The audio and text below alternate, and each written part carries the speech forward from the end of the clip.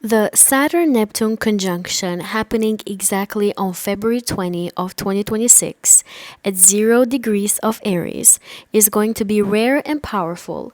And because it happens in the first sign of the zodiac, it's going to set the tone for an entirely new collective style. This combination blends structure and reality with dreams, ideals, spirituality, and dissolution. And in Aries, it demands action, courage, and initiation. For everyone, regardless of the sign, this transit marks a moment when old dreams are going to be tested and new visions must become real. At its core, this conjunction asks humanity to define what it truly believes in and then act on it. Neptune dissolves illusions that no longer hold truth, while Saturn forces accountability. In Aries, this process can feel abrupt or even uncomfortable because Aries doesn't wait or soften the message. People may feel a strong inner pressure to start over, but with far more seriousness than a typical new beginning. This is not about impulsive reinvention. It's about building a new identity or mission that can actually survive in the real world. On a psychological level, many people will experience a crisis of motivation or purpose, which will be followed by clarity. Old identities, roles, or ambitions that were fueled by fantasy, by ego, or external validation may all collapse. This can feel a little disorienting at first, as Neptune removes certainty, but Saturn ultimately replaces it with something solid. The result is a deeper, more authentic sense of who I am and what I'm willing to fight for. Aries insists on personal courage so that this period can push individuals and people to stop outsourcing their direction and take responsibility for their own path. Collectively, this conjunction signals a redefinition of leadership and authority. Aries rules pioneers and warriors, while Saturn governs institutions and power structures. Neptune dissolves corrupt or hollow systems, exposing maybe leaders who lack integrity or vision. But at the same time, new leaders will emerge. Often, those are going to be motivated by ideals, compassion, or spiritual conviction rather than ego alone. There may be a lot of confusion, a lot of disillusionment or uncertainty around authority figures at first, but this is part of the necessary clearing process. Creatively and spirituality, Saturn Neptune in Aries asks people to embody their beliefs, not just talk about them. Spiritual bypassing no longer works. Practices that remain abstract or escapist can lose their appeal, while those that demand discipline, such as meditation, martial arts, physical devotion, service, will all become more powerful. Faith must be lived through action with this conjunction. For artists, this can be a period of turning inspiration into tangible work, even if it requires sacrifice and patience. On a global level, this transit can coincide with idealistic movements that are going to be gaining form, but also with conflicts driven by clashing beliefs. Aries brings heat and urgency, so ideological battles may become a bit more visible. However, Saturn ensures consequences. Maybe reckless action can be fueled by illusion, and it will not last, but only initiatives grounded in truth, in responsibility, and endurance, they can all move forward. So ultimately, this Saturn-Neptune conjunction in Aries is about the birth of a new collective will. It's going to be asking a lot of us what dream is worth committing to, even when it's hard. So for everyone, this period is an invention to let false dreams die and to courageously build something meaningful from the ground up, step by step, with eyes open and feet firmly on the ground. This Saturn Neptune conjunction in Aries is neither good or bad, but it's an intense conjunction that has its own consequences. Its power comes from blending two very different principles, which creates both extraordinary potential and also real challenges. Let's talk about the pros and cons here at the collective level. One of the biggest benefits of this conjunction is the actual ability to turn dreams into something real. Neptune supplies vision, imagination, and compassion, while Saturn provides discipline and structure.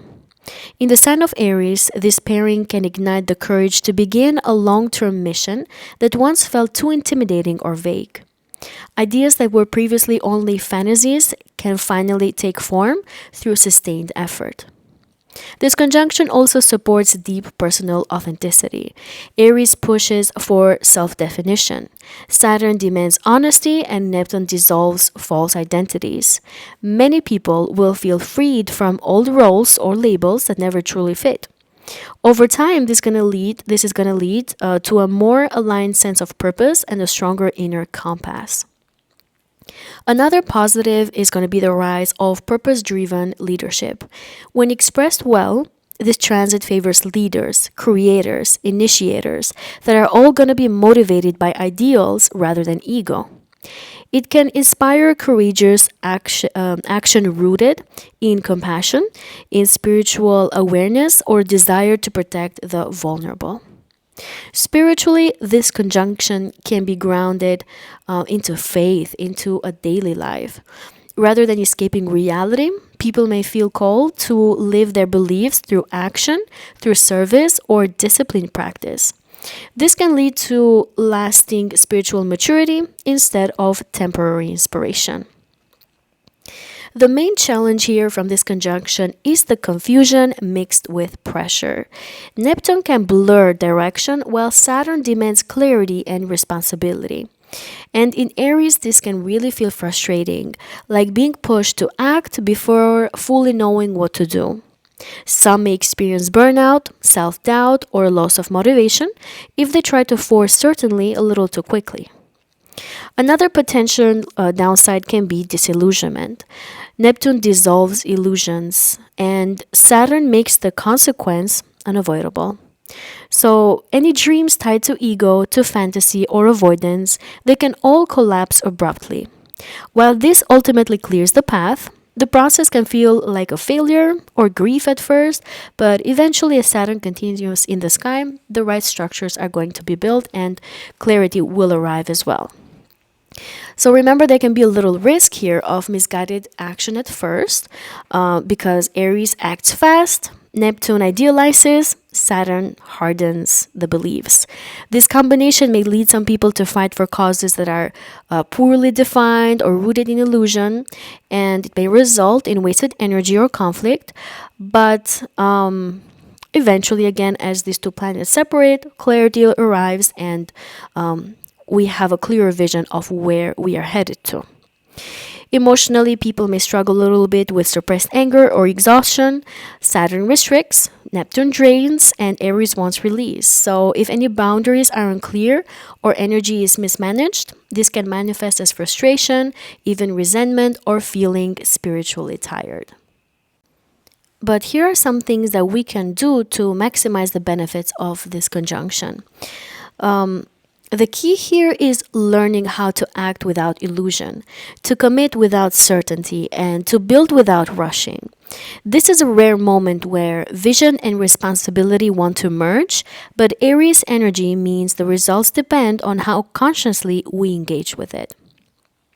One of the most powerful things we can all do is to take one real concrete step towards a meaningful vision, even if the full picture isn't clear yet. Neptune provides inspiration, but Saturn rewards consistency. So, small disciplined actions done regularly are far more effective than dramatic gestures or impulsive leaps. Ask yourself not what excites you, but what can you commit to even when days become a bit more difficult. Aries here asks for bravery, but Saturn demands restraint. So this is a time to choose courage in a conscious way and not in a reactive way. Acting with integrity is important, especially when it would be easier to escape, to numb out, or to avoid responsibilities. Courage may look like setting boundaries instead and telling the truth or staying the course rather than starting something new prematurely. There could be release of false identities and outdated roles as well. And Neptune dissolves illusions around who we think we are supposed to be, while Saturn enforces authenticity. And a lot of us may decide to consciously let go of old labels of ambitions or personas that no longer feel true.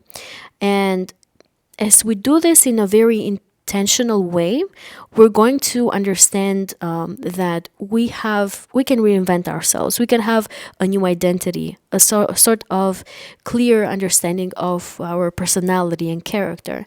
And as this conjunction finishes and Saturn continues in the sky, we're going to have a clear understanding of what we needed to let go of and what we needed to build. So it's important here to understand that even though we don't see the bigger vision yet, we are still taking the right steps in a certain direction that we think it can work. We believe that it can work. We have sort of faith that it can work. I would recommend journaling, maybe doing some therapy, or having a clear understanding of yourself, like self-reflection, to understand how especially powerful you are, because this conjunction definitely rewards emotional clarity over performance, over attention. You can reflect a lot on yourself, but doing so quietly and privately as well. If you have some sort of spiritual or creative practices, it's important to give them structure. That is something that can really help this conjunction. I would say maybe committing to a daily or weekly rhythm rather than waiting for inspiration can be important here.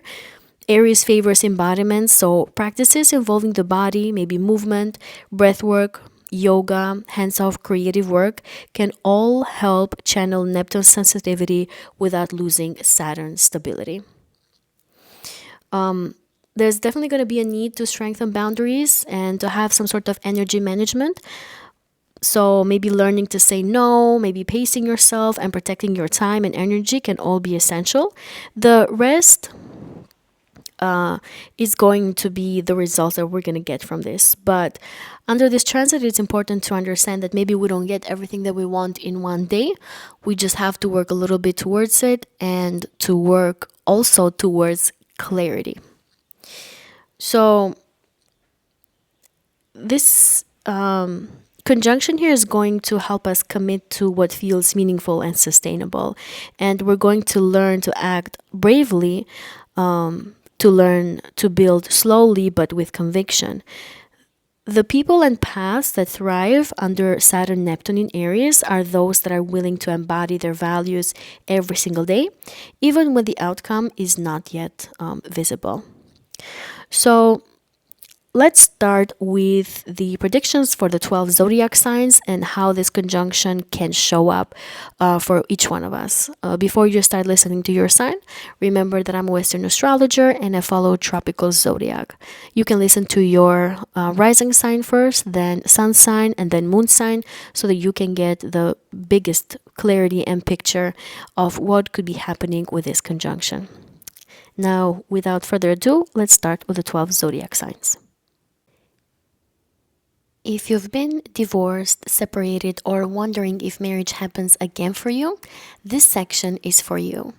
One of the most common questions I get as an astrologer is, why did my first marriage fail, and is there a second one in my chart? And the truth is that second marriage astrology is not the same as first marriage astrology. After years of studying charts, patterns, timing techniques, and relationship cycles, I realized there was no single in-depth resource in simplified astrological terminology that actually explains second marriage clearly and structurally. So I actually wrote one.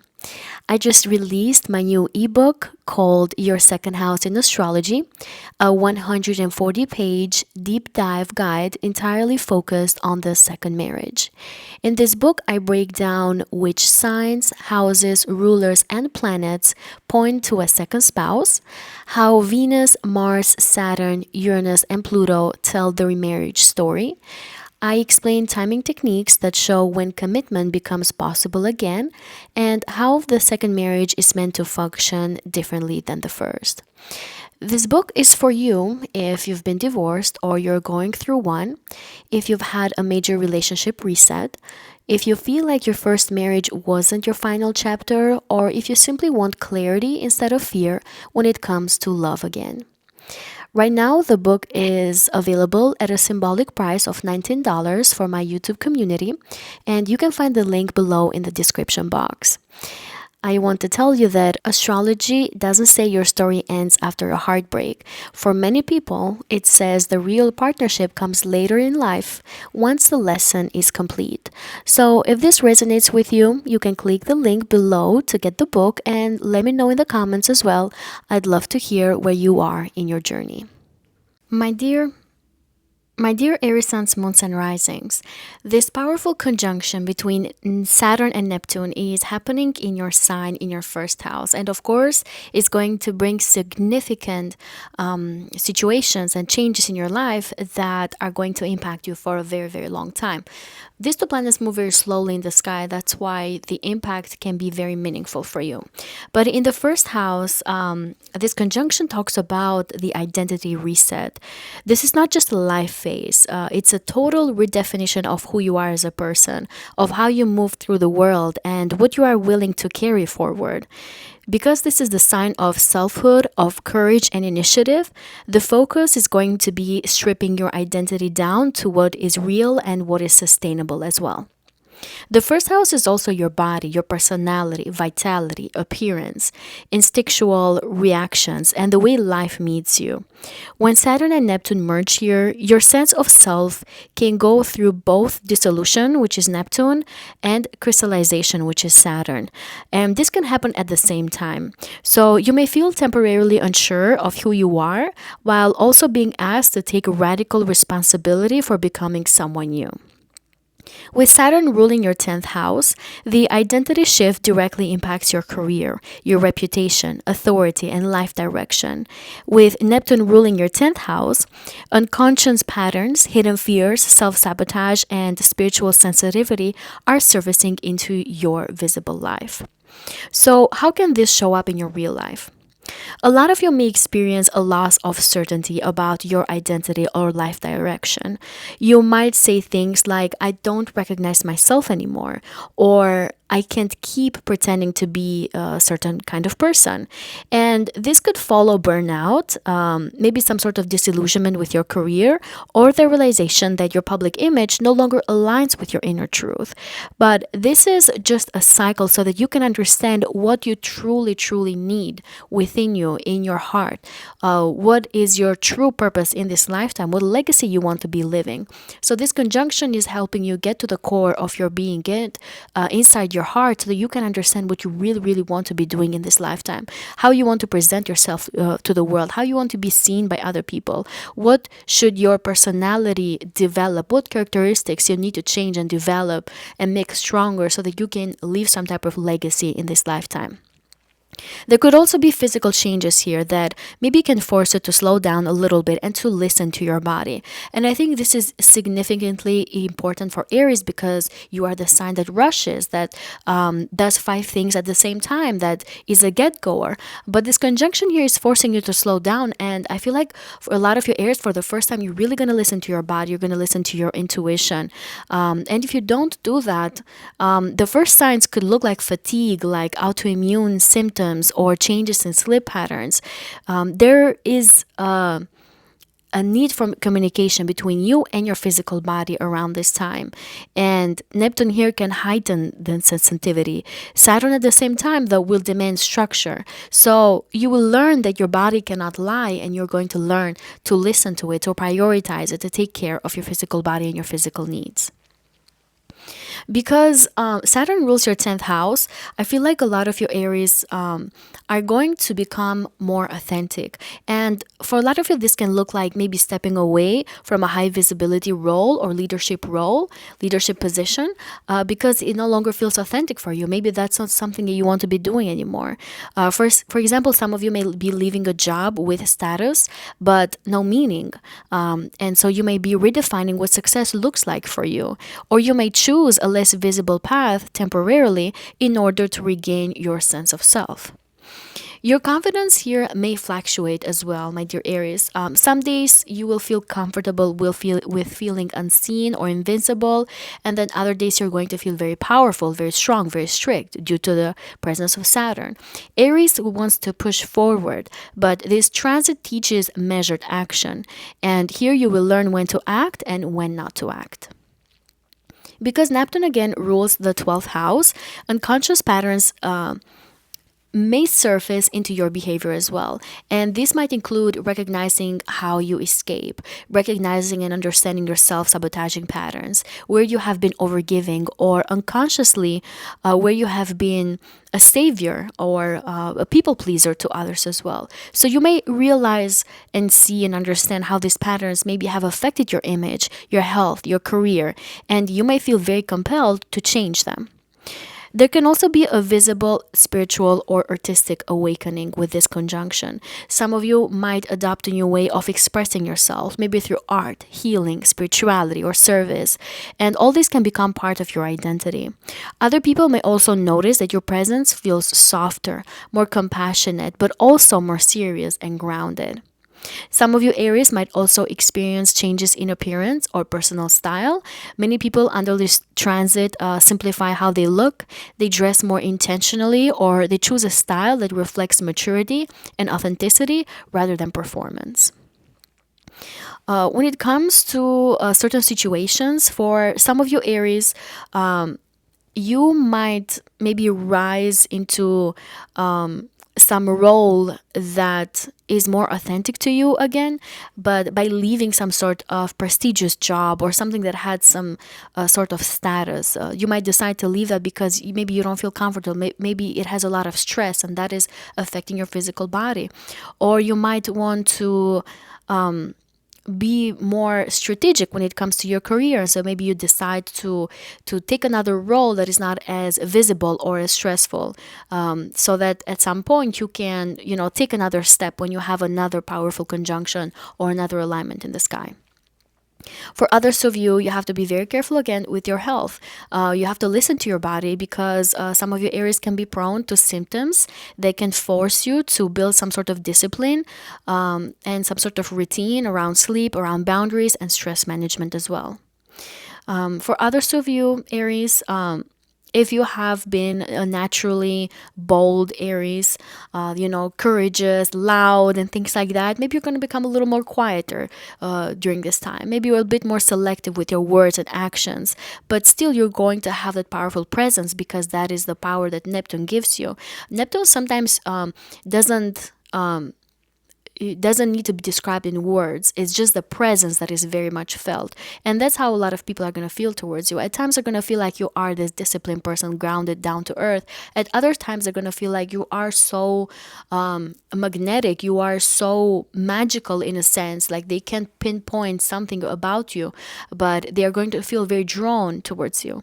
Because Neptune in the first house makes you magical. It makes you create an image that maybe is not very true about you, but people will still be very drawn to it because they can't explain it in words. It's just that they feel it.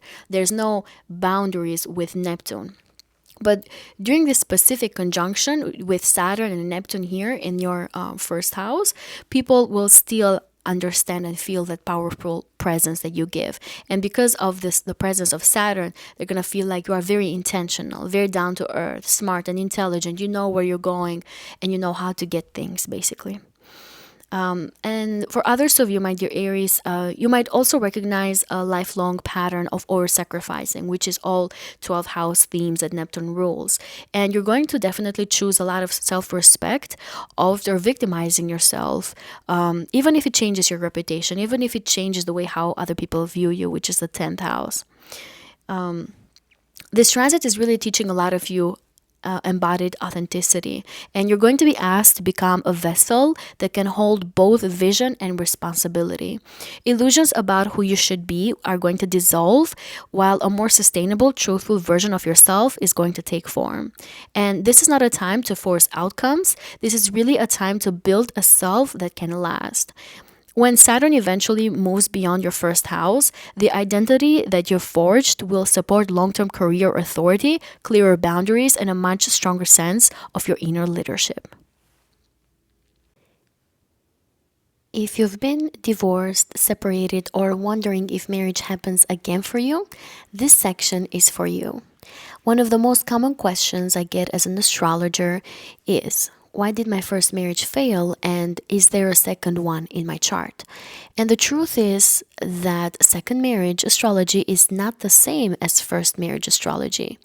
After years of studying charts, patterns, timing techniques, and relationship cycles, I realized there was no single in depth resource in simplified astrological terminology that actually explains second marriage clearly and structurally.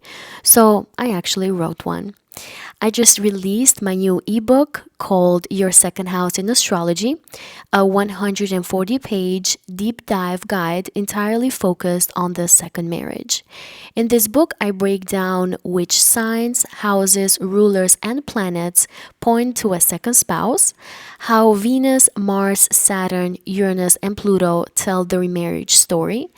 I explain timing techniques that show when commitment becomes possible again and how the second marriage is meant to function differently than the first.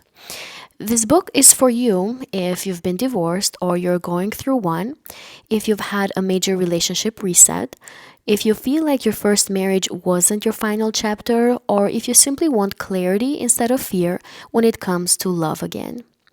Right now, the book is available at a symbolic price of $19 for my YouTube community, and you can find the link below in the description box. I want to tell you that astrology doesn't say your story ends after a heartbreak. For many people, it says the real partnership comes later in life once the lesson is complete. So if this resonates with you, you can click the link below to get the book and let me know in the comments as well. I'd love to hear where you are in your journey. Taurus suns, moons, and risings. This powerful conjunction between Saturn and Neptune is happening in your 12th house in Aries. And this can be a little quiet, but is definitely life-defining cycle. This conjunction maybe won't announce itself loudly, but it's going to work behind the scenes. And it's going to help a lot of you Taurians to dissolve one chapter while structurally preparing the next. And because this is happening in Aries, the sign of identity and initiative, it is going to be about reclaiming your will after a long period of confusion, of exhaustion, or self-sacrifice. The 12th house is the place of endings, retreats, hidden fears, subconscious patterns, isolation, spirituality, and things that operate out of sight. When Saturn and Neptune meet here, reality, which is Saturn, and dissolution, which is Neptune, both merge together. Old dreams that were never grounded fade away, but so do illusions, escapism, and unconscious coping mechanisms. You may feel like you are between lives for a while. Because Saturn rules your ninth house, themes of belief systems, faith, higher education, legal matters, immigration, publishing, teaching, and long-term life philosophy are all being restructured internally before they show up externally. And because Neptune rules your 11th house, friendships, communities, audiences, and long-term dreams are all being dissolved, purified, or quietly excited. And what can this look like for you, my dear Taurians, in real life examples? Some of you may be stepping away from a belief system, from a religion or life philosophy that once guided you. And this can look like something no longer resonates with you, especially if you've had a spiritual teacher, a religious institution that you attended, or even an academic path that you once believed was your destiny. You might not replace it immediately. Instead, maybe some of you are going to sit in uncertainty, and you may be questioning what you truly believe when no one is watching. Some of you Taurians might withdraw from friendships or social circles without drama. For example, you may be stopping responding in group chats. You may leave an online community, or you may quietly disengage from a cause that maybe you were very passionate about before, you poured a lot of energy into. And this is not rejection, it's a lot of clarity for you. Some of you might realize that maybe some connections were based on fantasy, on projection, or shared pain rather than true alignment. There can be intentional solitude or forced isolation. You may choose to work alone. You might decide to spend more time at home or retreat from mental health or spiritual reasons. And In some cases, this can be literal too. Some of you Taurians might spend more time in hospitals, maybe during therapy, rehabilitation. You might spend more time in monasteries, retreats, or behind the scenes roles that no recognition is required. Because Aries is involved here, this is the sign, you may confront suppressed anger or exhaustion. And this can be very powerful for you, my dear Taurians, especially because people think that Taurians are calm, but what is inside you is actually this boiled anger that you suppress all the time, because this is your 12th house. Aries is in the 12th house for you. So this can be a very, very powerful cycle. You're going to work towards that suppressed anger and exhaustion, and you're going to gain this emotional control and emotional maturity that is going to really help you when Saturn moves in the sign of Taurus later on. And it can be very powerful for you. Maybe you can realize around this time that you have been living for other people's expectations, or you might have sacrificed yourself for your friends, audiences, collective dreams. So this transit is going to teach you how burnout happens and how to really stop it. Others of you might decide to maybe end a long-term goal or dream that once defined your future. Like, for example, you might decide now to pursue a PhD. You might abandon plans to move abroad. Or you might step away from a public platform, or letting go of the idea of who you are supposed to become. And this can feel like grief, but it can create an immense inner freedom. And it can make you stronger and powerful, because once you let go of these expectations that people have for you, that's when Neptune is going to kick in the 12th house, and is going to dissolve the boundaries of being able to achieve a lot of things. The 12th house is a house that a lot of people don't understand, but it's a very powerful house because it has no boundaries. So whatever planets you have there, whatever transiting planets you have there, they lose the boundaries. And you can either get nothing of that planet, or you can get everything about that planet. Like, for example, with Saturn here in the 12th house, you're either going to have the chance to travel abroad and extensively, because Saturn loses those boundaries, and you can go and, to places that you've never been to, faraway lands. Or the opposite can happen, to where Saturn restricts that. So if you decide to let go of controlling the outcomes, that's when you are going to get the most benefits out of this conjunction in the 12th house. This is when your dreams come true, because Neptune is the ruler of your 11th house of your dreams. This is where you can materialize things. Because you lose that expectation, that human expectation and logical sense, you tune more into the intuition that Neptune can give you.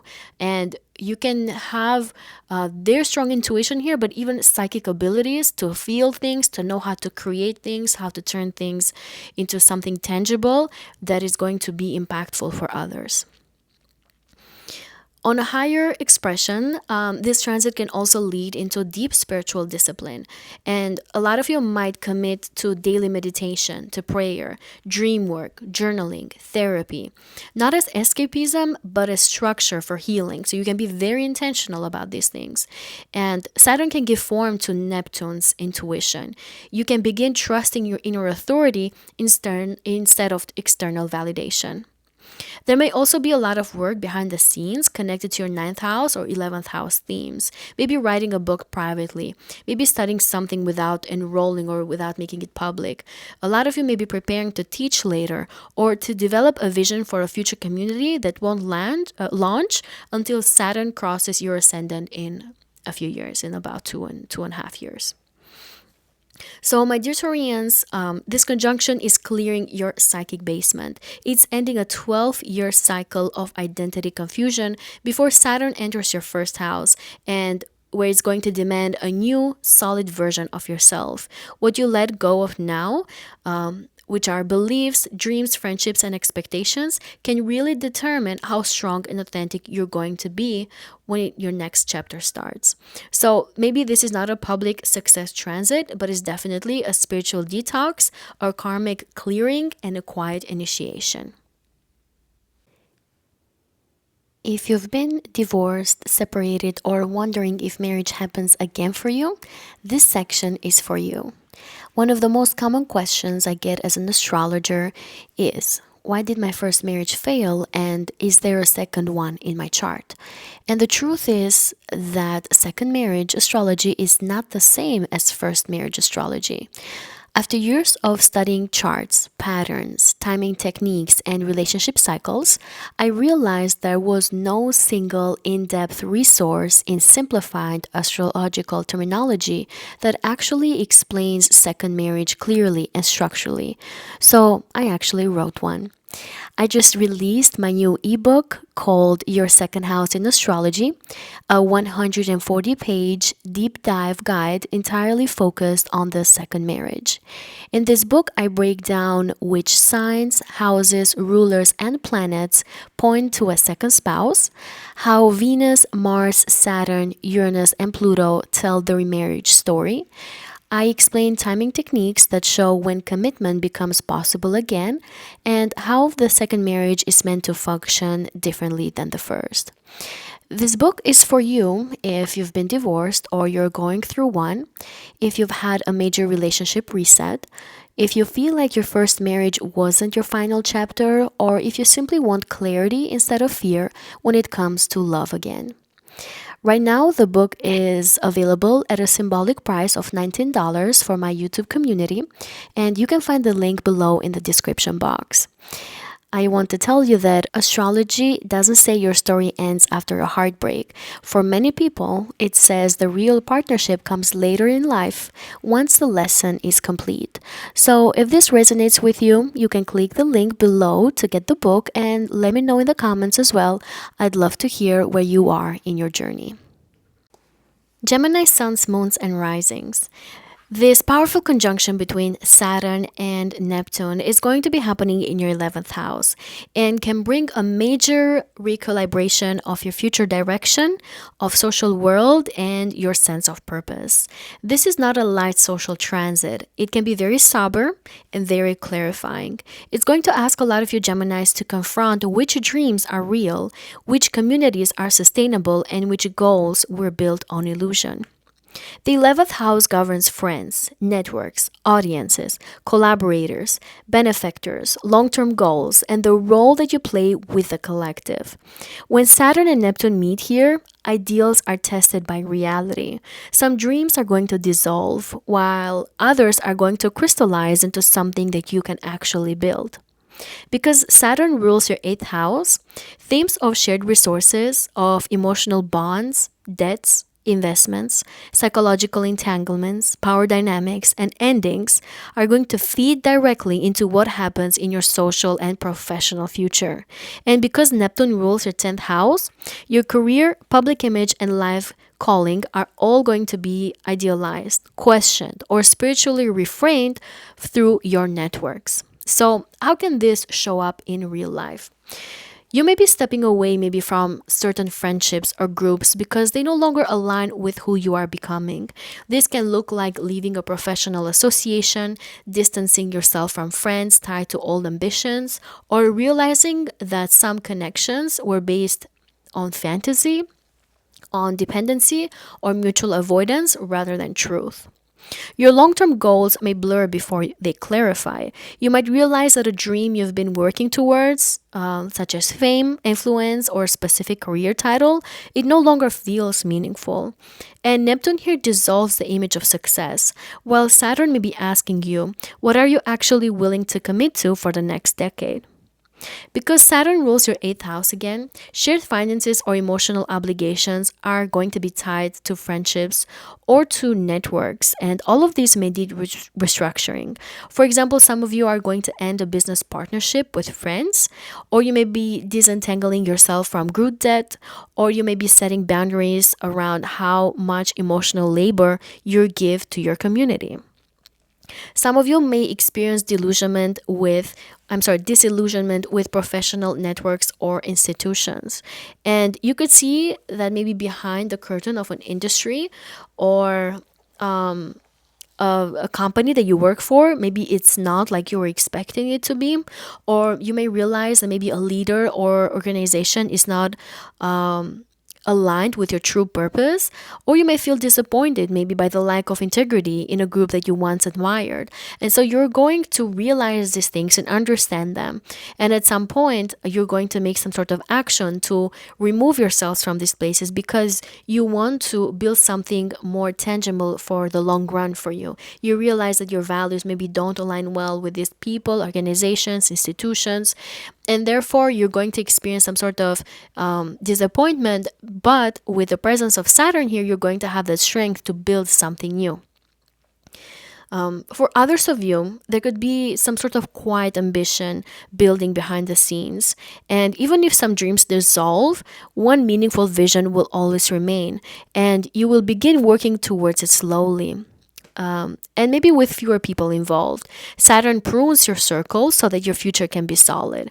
And me, myself, I'm a Taurus rising, so I've been through the transit of Saturn through my 11th house and also through the transit of Neptune in my 11th house. And so my experience was that my friendship circles changed over and over again. I did get disappointed many times, but I was able to restart my friendships as well.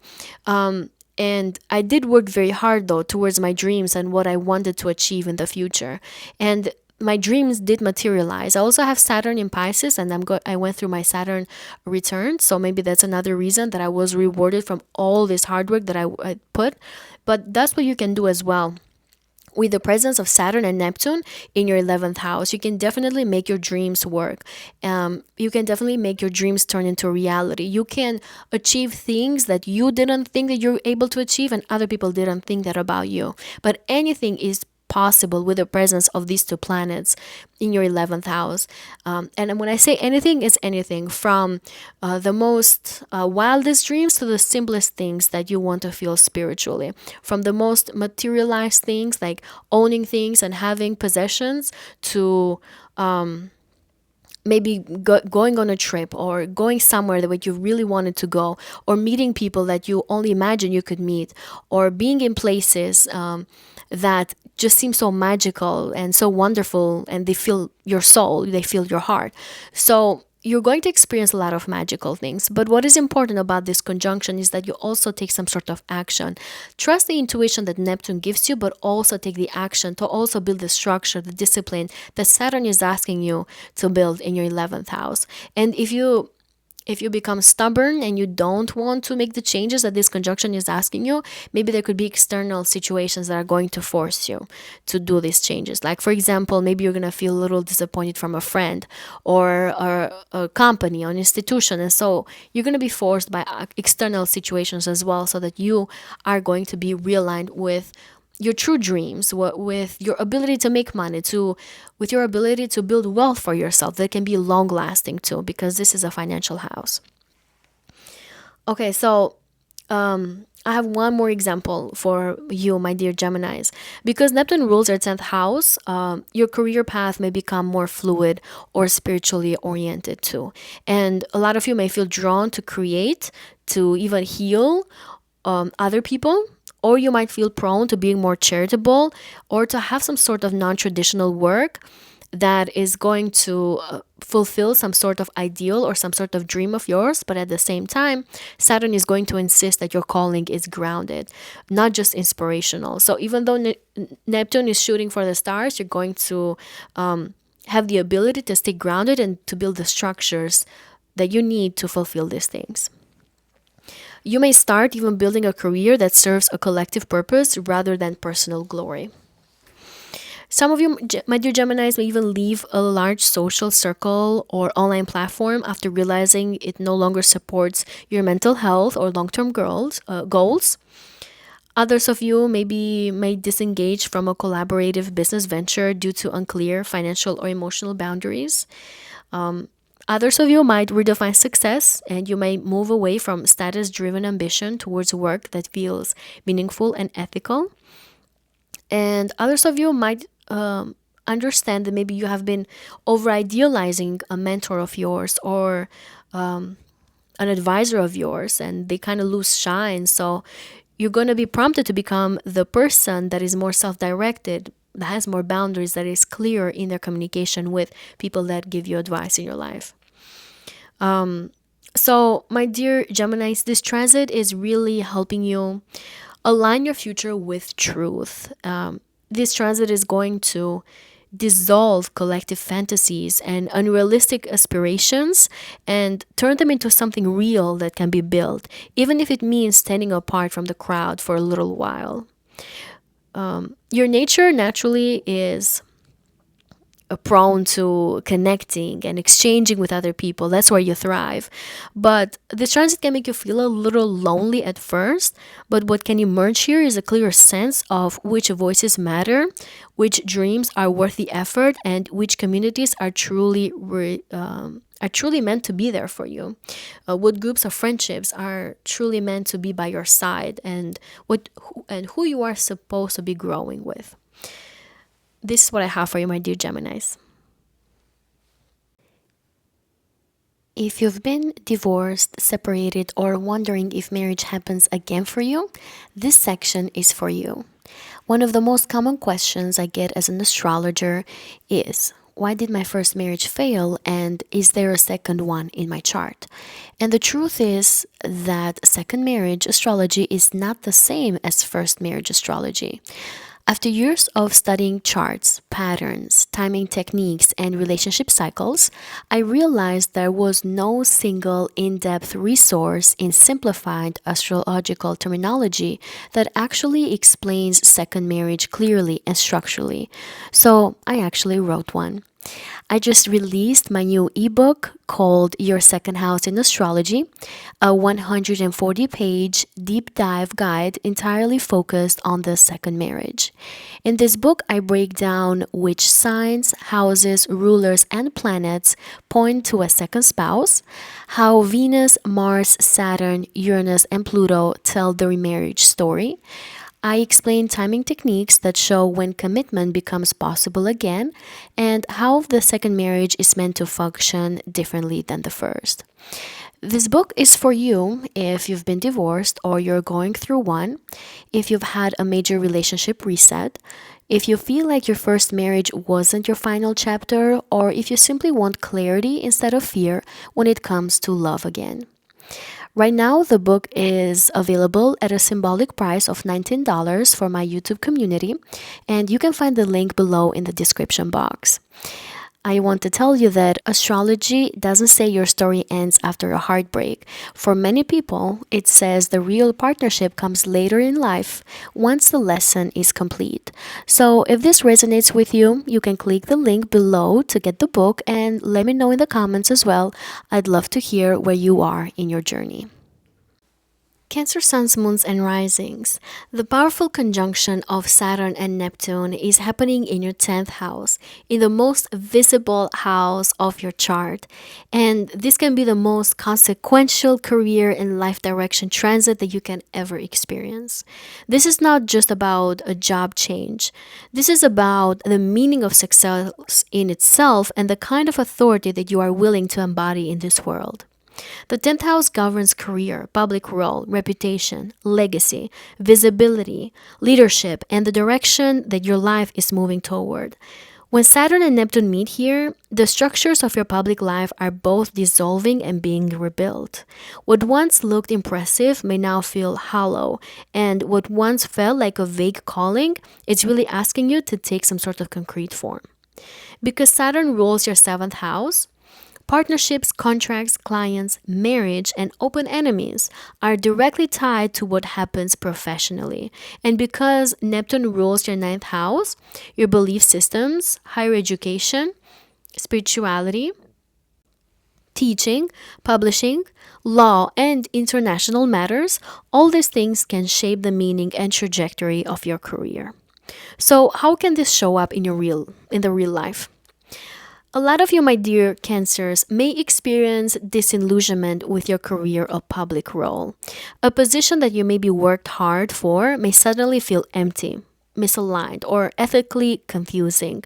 You might realize that you've been living someone else's vision of success, someone else's dream, maybe a partner's expectations or society pressure or belief system has pressured you to take a certain path, and now you're realizing that you're outgrowing that. You are realizing that that's not what you truly want. And Neptune here in the 10th house is allowing you to dissolve those expectations and to give you a stronger intuition, which you already have. But with Neptune here, it's giving you even stronger intuition, a vision of who you want to be and what you want to become. And then Saturn is helping you build the structures around it. And I'm going to explain this a little bit more in a little bit. But the first step is going to be some sort of disappointment, or realizing that maybe you're not on the career path that you really wanted to be in. And at the same time, you're going to have this vision that you really want to be achieving. But because Saturn rules your 7th house, your collaborations and partnerships with other people can also come into the attention. So if you've been in a partnership, maybe a business partnership, or if you've had some sort of relationship with an authority figure, all of these things are going to be brought into some sort of reality check. Some of you Cancers might realize that maybe a business partner or authority figure, they were not clear with you, or they were not who you thought they were. And so you're going to make some sort of decision very soon when it comes to your entire career direction and your job role and even the industry that you're in. At the same time, though, for some of you, if you don't have a job, relationships can become the mirror for career choices. But at the same time, they can become the mirror of your own self, of your personality. So some of you are going to let go maybe of a marriage or long-term relationship that does not align with who you want to be known in this world. If you've been in a marriage or relationship that you felt like you were held back, you felt like you couldn't give your true self, your true potential, you felt like you weren't supported in your career choices, in your dreams for the future, you're going to let go of that person. And you're going to let go in a way that can feel a little confusing at first. There's a void that is being created here, but eventually you're going to feel more empowered as Saturn continues to move in your 10th house and moves away from Neptune. Saturn is going to make you put in the hard work, maybe do the divorce, or maybe do some sort of separation, separating things that you own, so that you can, build something more tangible for you, more realistic for you, something that feels more authentic as well. Now, I don't want all you Cancers to panic and say, oh my God, are we all going to get divorced and separated and things like that? No, absolutely not. For others of you, if you've been in a marriage and relationship that hasn't been fulfilling, you're going to simply have some sort of clarity. You're going to put boundaries. You're going to maybe realize where you have been self-sacrificing yourself for the sake of the marriage, for the sake of the union. And you're going to build boundaries, maybe have difficult conversations so that you can put some sort of clarity in what is expected from this union. Now, for others of you that have been in healthy relationships, healthy marriages, they have nothing to complain about, then this conjunction in the 10th house maybe talks about some sort of support that you may be needing, or your partner may be needing from you for a career change, or some sort of change when it comes to the legacy that the other person wants to leave in this world, or that you want to be leaving in this world.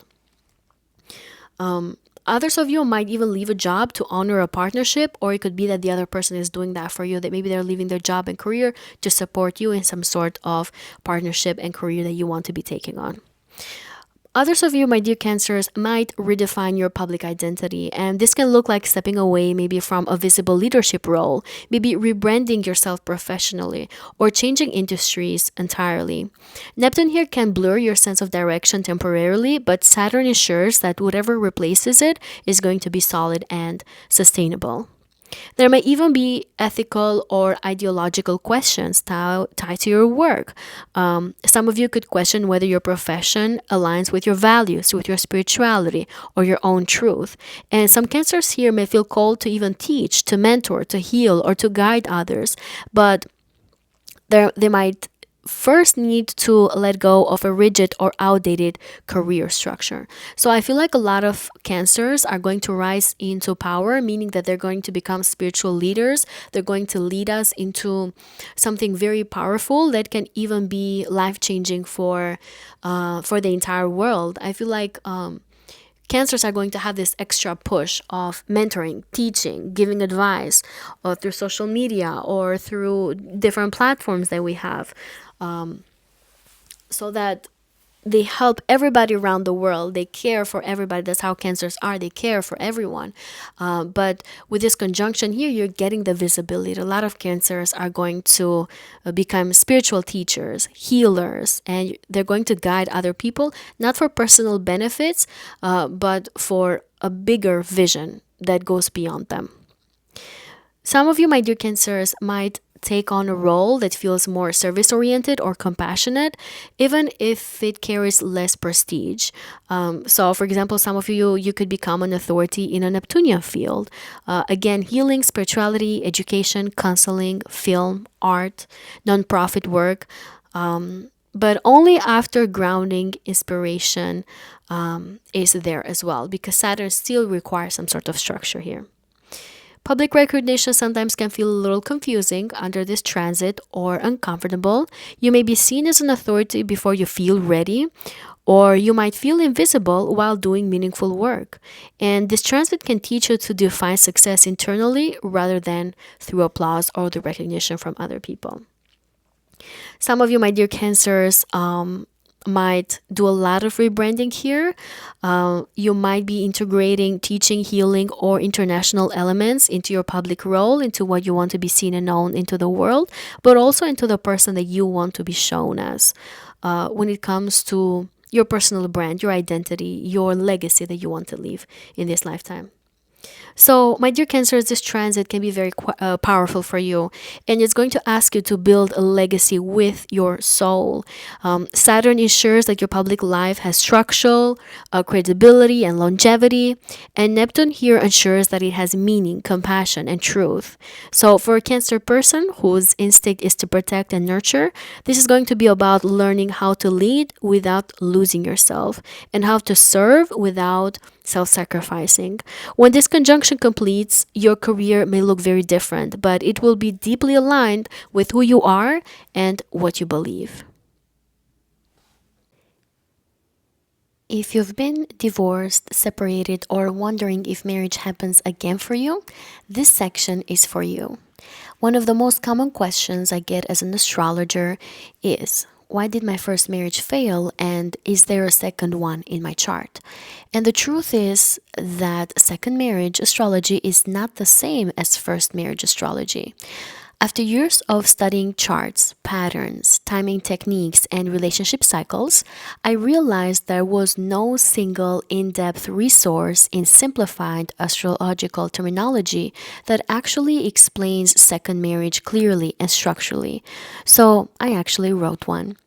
I just released my new ebook called Your Second House in Astrology, a 140-page deep dive guide entirely focused on the second marriage.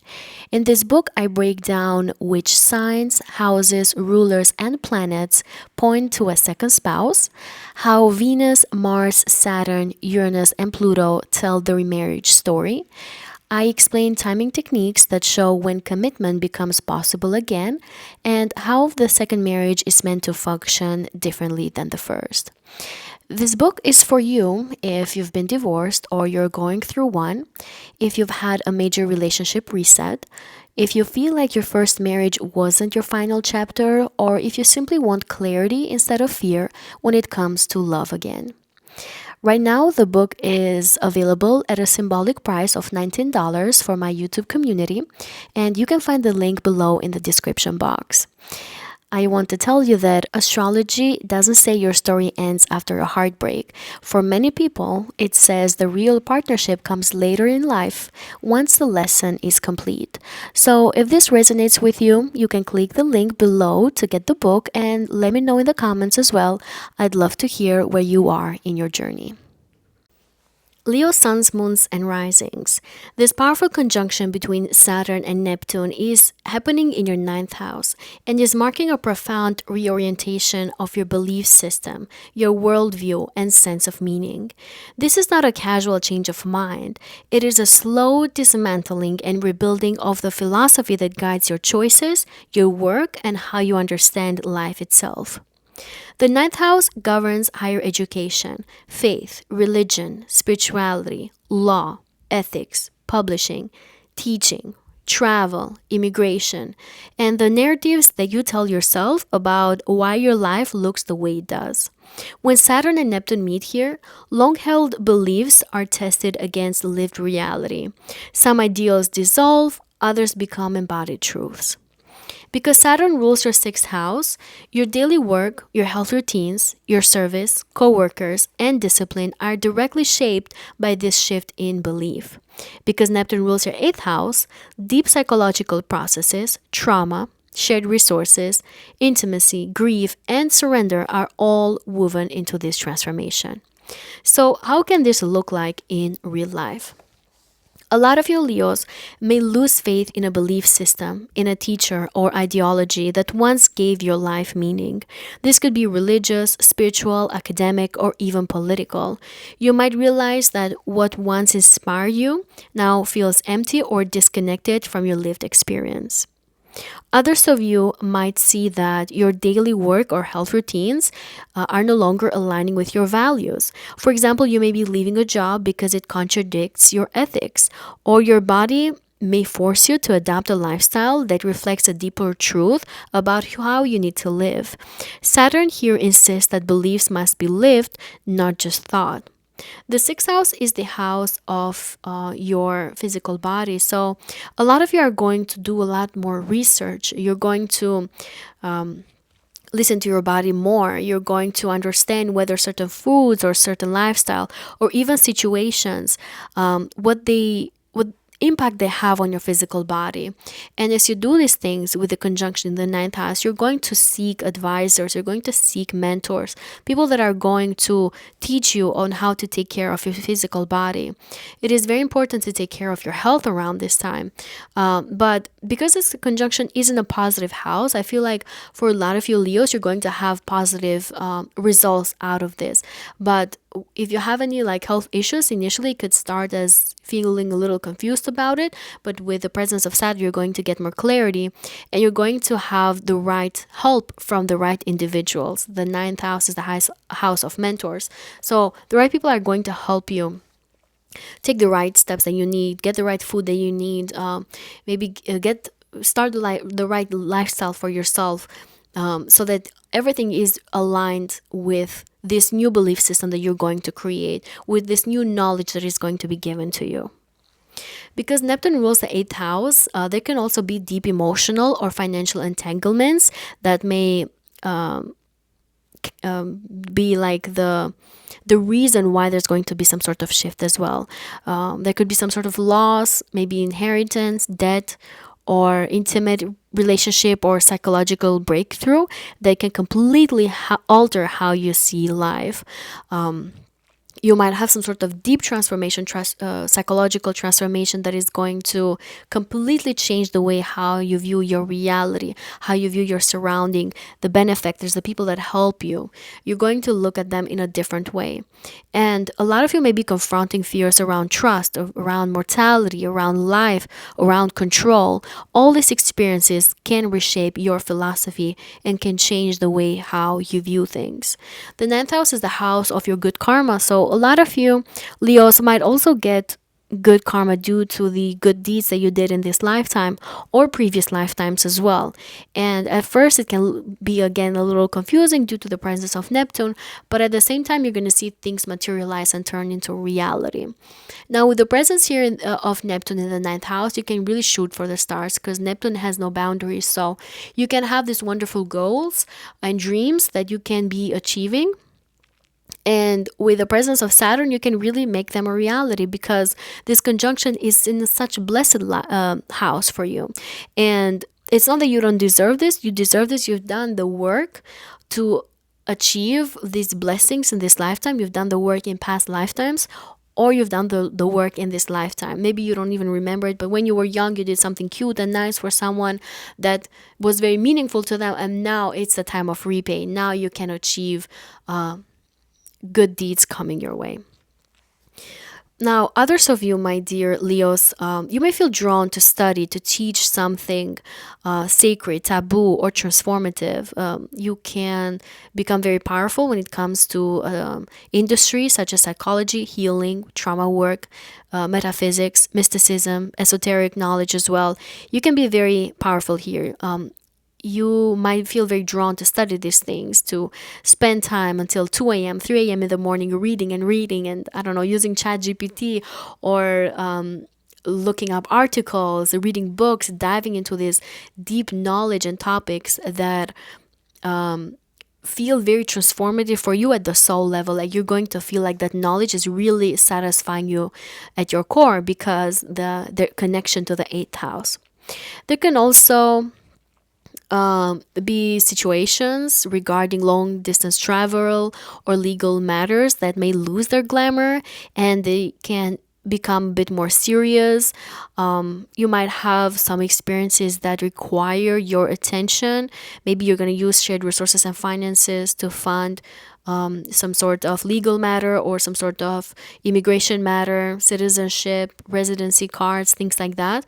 You might need to maybe make some sort of adjustment in your day-to-day life so that you can attain this sort of residency or immigration issue or situation. For a few of you, there can even be some sort of crisis or loss also that fundamentally changes and reshapes your spiritual beliefs. And I don't want you to get scared from that because my eighth house is very strong in my chart. So I go through that all the time. And I really, really love when that happens because only through crisis, that's how you become even more powerful. You step like on a whole different level as a person, as a spiritual being, as a physical being, in all levels, you become unrecognizable. And that's what's going to happen with a lot of you Leos. You might undergo some sort of transformation that is going to bring you profound knowledge that is going to be very inspirational to you and to other people as well. At the same time, you might become a teacher to others. You might be able to help other people due to what you have been through as well. You maybe, if you were like overconfident about something in the past, you may become more humble because of the presence of Neptune. But at the same time, you're going to gain the deeper wisdom and vision that Saturn can give you here too. So again, you will go from feeling clear and having a lot of structure to maybe feeling confused again, having structure and then confused again, because this is the nature of this conjunction. But as Saturn continues to move in the sky and moves away from Neptune, you're going to get the clarity that you need when it comes to all your matters. But don't forget, my dear Leos, this is in a good house for you. It's in a positive aspect to your sign. So the odds are that it's going to be something positive for you. Now, I do want to remind you that I have another video posted called Angelic Protection that talks about this beautiful sextile that we're going to have with Pluto and Uranus and Neptune as well for a long time until 2029. I really recommend you watch that video as well to understand that even though this conjunction it has its shadow side, it's still going to bring profound things your way because it's collaborating with other planetary alignments that we have. Now, my dear Leos, this transit overall is really initiating you into lived wisdom.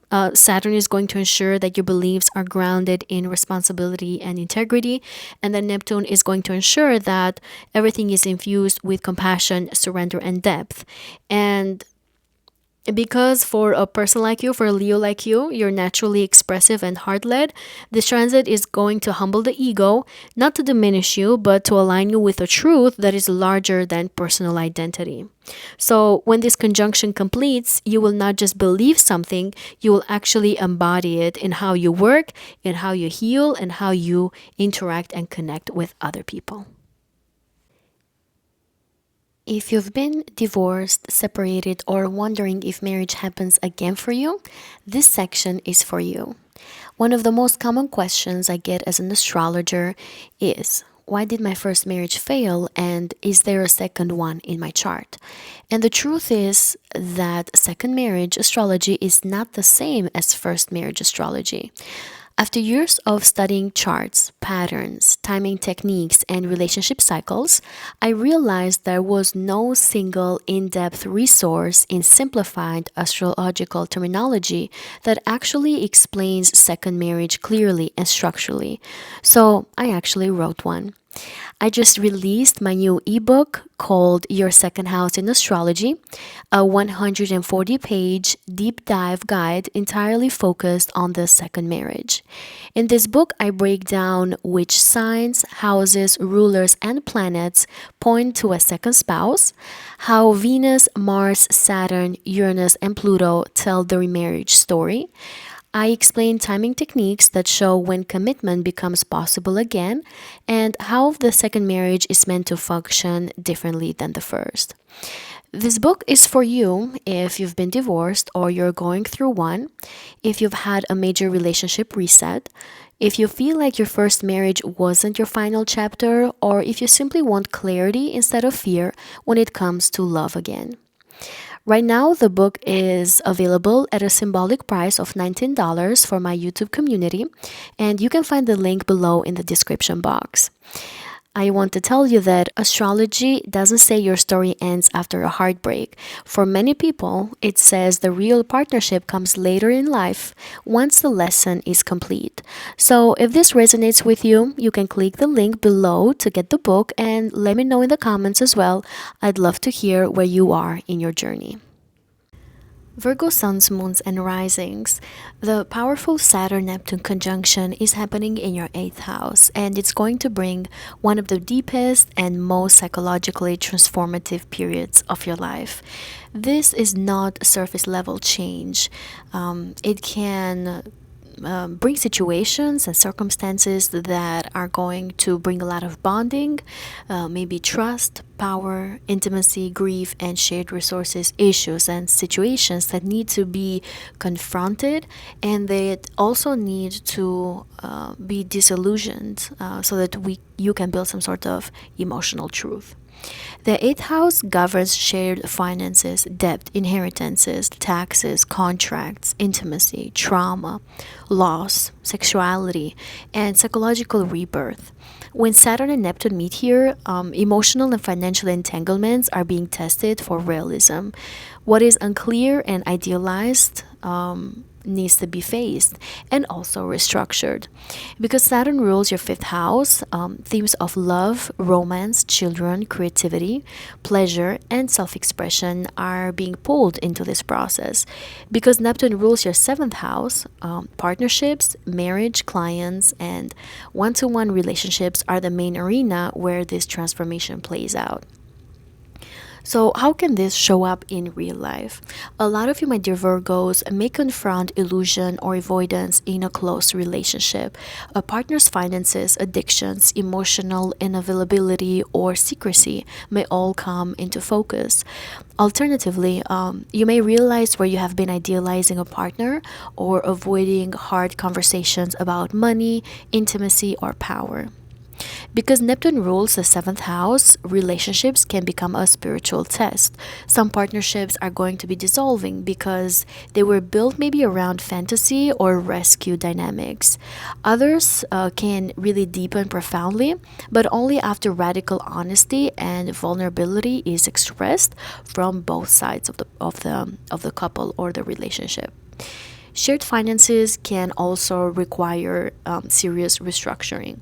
This can include renegotiations about debts, inheritances, taxes, investments, financial dependencies, maybe on a partner or a family member. All of these are going to be renegotiated. And if there has been some sort of confusion here, Saturn is definitely going to demand accountability. And Neptune at the same time in this conjunction is going to express the confusion, but the confusion is going to be exposed. So you're going to have moments of unclarity and then other moments of a deeper understanding of what you need to do with shared resources and finances. If you've been financially dependent on somebody else, this conjunction here can also bring some sort of shift and change to that, meaning that both parties or one of the parties is going to be exposed on how much money everyone is contributing and where money is going and things like that. Intimacy around this time can also feel a little frightening, but at the same time, it's going to feel like it's something necessary in your life. You might uncover old trauma, grief, or attachment wounds that block pleasure or trust. And at the same time, you may be seeking out shadow work, or you may be doing therapy or trauma-informed healing that can really be life-changing for you. And maybe you're going to let go of these past memories and experiences, and you might even understand and realize where you have been self-sabotaging yourself when it comes to becoming more vulnerable in intimacy and in expressing your sexuality too. Romance or creative expression may feel a little heavier but more meaningful. Some of you may lose interest in casual pleasure, and you may be seeking emotional depth instead. If you have children, themes of responsibility, fear, or protection can all trigger deep emotional processing. There can also be symbolic death and rebirth. Maybe there's an ending that changes you permanently. This could be the end of a marriage, this could be the loss of a loved one, or the shedding of an identity that is built around control or self-sufficiency. Now, of course, this is not the case for everyone, but for some of you Virgos, you might have to go under these experiences. For others of you,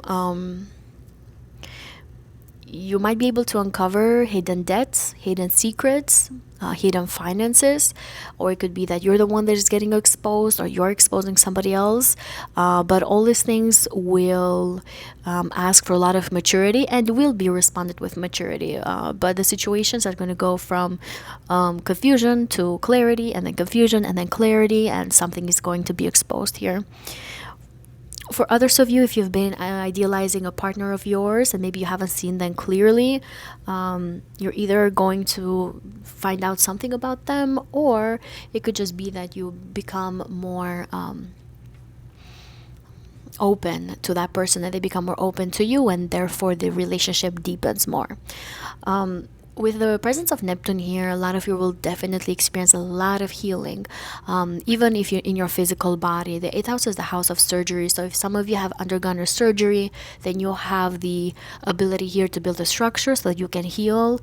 And at the same time, if you have a lot of faith and if you believe that you're going to heal, you can definitely achieve that. Remember that whatever we put out there with our words and with our thoughts, it does come a reality. So if you want to transform yourself, if you want to really heal from something, this can definitely be the time to do so. So, my dear Virgos, this transit is teaching emotional realism and sacred surrender. Saturn insists that intimacy must be responsible, consensual, grounded, and then Neptune here at the same time reminds you that true merging requires vulnerability and compassion. So, for a Virgo person like you, naturally cautious and self-contained, this is an initiation into trust without control and connection without self-erasure. When the cycle completes, you are going to emerge emotionally cleaner, psychologically stronger, and capable of deeper love and creative expression in a way that maybe you haven't experienced before. So it's going to be a profound transformation for a lot of you. If you've been divorced, separated, or wondering if marriage happens again for you, this section is for you. One of the most common questions I get as an astrologer is, why did my first marriage fail, and is there a second one in my chart? And the truth is that second marriage astrology is not the same as first marriage astrology. After years of studying charts, patterns, timing techniques, and relationship cycles, I realized there was no single in-depth resource in simplified astrological terminology that actually explains second marriage clearly and structurally. So I actually wrote one. I just released my new ebook called Your Second House in Astrology, a 140-page deep dive guide entirely focused on the second marriage. In this book, I break down which signs, houses, rulers, and planets point to a second spouse, how Venus, Mars, Saturn, Uranus, and Pluto tell the remarriage story. I explain timing techniques that show when commitment becomes possible again and how the second marriage is meant to function differently than the first. This book is for you if you've been divorced or you're going through one, if you've had a major relationship reset, if you feel like your first marriage wasn't your final chapter, or if you simply want clarity instead of fear when it comes to love again. Right now, the book is available at a symbolic price of $19 for my YouTube community, and you can find the link below in the description box. I want to tell you that astrology doesn't say your story ends after a heartbreak. For many people, it says the real partnership comes later in life once the lesson is complete. So if this resonates with you, you can click the link below to get the book and let me know in the comments as well. I'd love to hear where you are in your journey. Libra suns, moons, and risings. The Saturn Neptune conjunction happening in the sign of Aries is transiting your seventh house in a defining relationship transit. It doesn't just affect love, it actually restructures how you do partnership altogether, including marriage, long term relationships, business alliances, and even open enemies. The seventh house is the mirror. It shows who you attract, how you commit, how you negotiate, and what you project onto other people. When Saturn and Neptune meet here, relationship illusions dissolve, boundaries are tested, and only connections rooted in truth and responsibility can survive. Now, because this happens in Aries, the sign of independence and self assertion, the lesson is about learning how to be yourself in partnerships without disappearing, rescuing, or overcompensating. Because Saturn rules your fourth house, family patterns, emotional foundations, and childhood conditioning, there's a strong influence here that is happening in your relationships. And it could be that some of you are going to really heal yourselves, identify first of all, and then try to heal yourselves from family patterns, from things that you were brought up with. And the Neptune rules your sixth house, which is your daily routines, your service dynamics, health, and work roles that can all become entangled with partnership themes. So, how can this show up in real life? For you, my dear Libras, under this conjunction, you may finally see a partner clearly for the very first time. You're going to see both their strengths and also their limitations. If you've been idealizing someone, Neptune is definitely going to lift the veil here under the presence of Saturn. And if you've ignored any red flags out of desire to keep peace, which is very Libra-like, Saturn is going to insist on reality. And this is going to be applicable not only to your long-term relationships and marriage, but also in your business relationships, also in your collaborations with other people, any one-on-one relationship that you're gonna have. A lot of you are gonna have that aha moment where you realize that maybe somebody is not as you thought to be. Some relationships for some of you Libras may end quietly but permanently, not necessarily through explosive conflict, but maybe through a slow realization that the relationship maybe lacked structure, accountability, or mutual effort. And this can apply to marriages, to long-term partners, or business contracts as well. If you are in a committed relationship, there may be some serious renegotiations around roles, responsibilities, and boundaries. Aries loves independence and Saturn demands commitment, so some of you may need to assert yourselves more directly, even if it feels uncomfortable. A lot of you, though, are maybe gonna go from being kind and compassionate and self-sacrificing into really building very strong boundaries and being very strict and very clear in what you're expecting in your one-on-one relationship. So the conjunction here is going to take you back and forth between the energy of Neptune and Saturn. But eventually, a lot of you are going to set the round boundaries with the right people, have some sort of serious renegotiations around responsibilities, boundaries, expectations as well. And then once you do that, and Saturn continues to travel in your seventh house, it's going to give you the maturity that you need to continue building those one-on-one relationships. Again, because Saturn rules your fourth house, which is your family and home, all of these topics, family, home, parental relationships, they're all going to affect your partnerships in one way or another. For example, there could be a need to relocate for your partner, or maybe to take care of your family, to stay at home, to maybe leave a contract or a job. For others of you, it could be that you're redefining home life that is forcing relationship decisions. Old family dynamics here, such as caretaking or emotional suppression, may replay in your partnership so that they can be healed. Neptune rules the sixth house, so any unequal labor or sacrifice can become visible. You may realize that you've been really overserving a partner, or maybe carrying the emotional or practical load, or maybe you've been neglecting your health to keep the relationship functioning. So, this conjunction is going to eventually bring an end to that, but it's definitely going to bring an aha moment. There could be a circumstance, a situation outside of your choice that is forcing you Libras to understand and see that maybe the other person is not giving as much as you are. Or it could even be the other way around, that this other person has been giving so much to you, but you haven't been giving back to them in a similar way. Health or work routines can also be impacted by relationship stress, but this situation is going to be improved once boundaries have been set and once there is going to be a letting go of something that's not serving you anymore. Neptune also rules your sixth house of your open enemies. Sometimes the open enemies are seen from the seventh house where this conjunction is happening. So some of you Libras might have to confront an open enemy of yours. And as you do so, there could be again a situation outside of you that is going to force you to let go of this individual.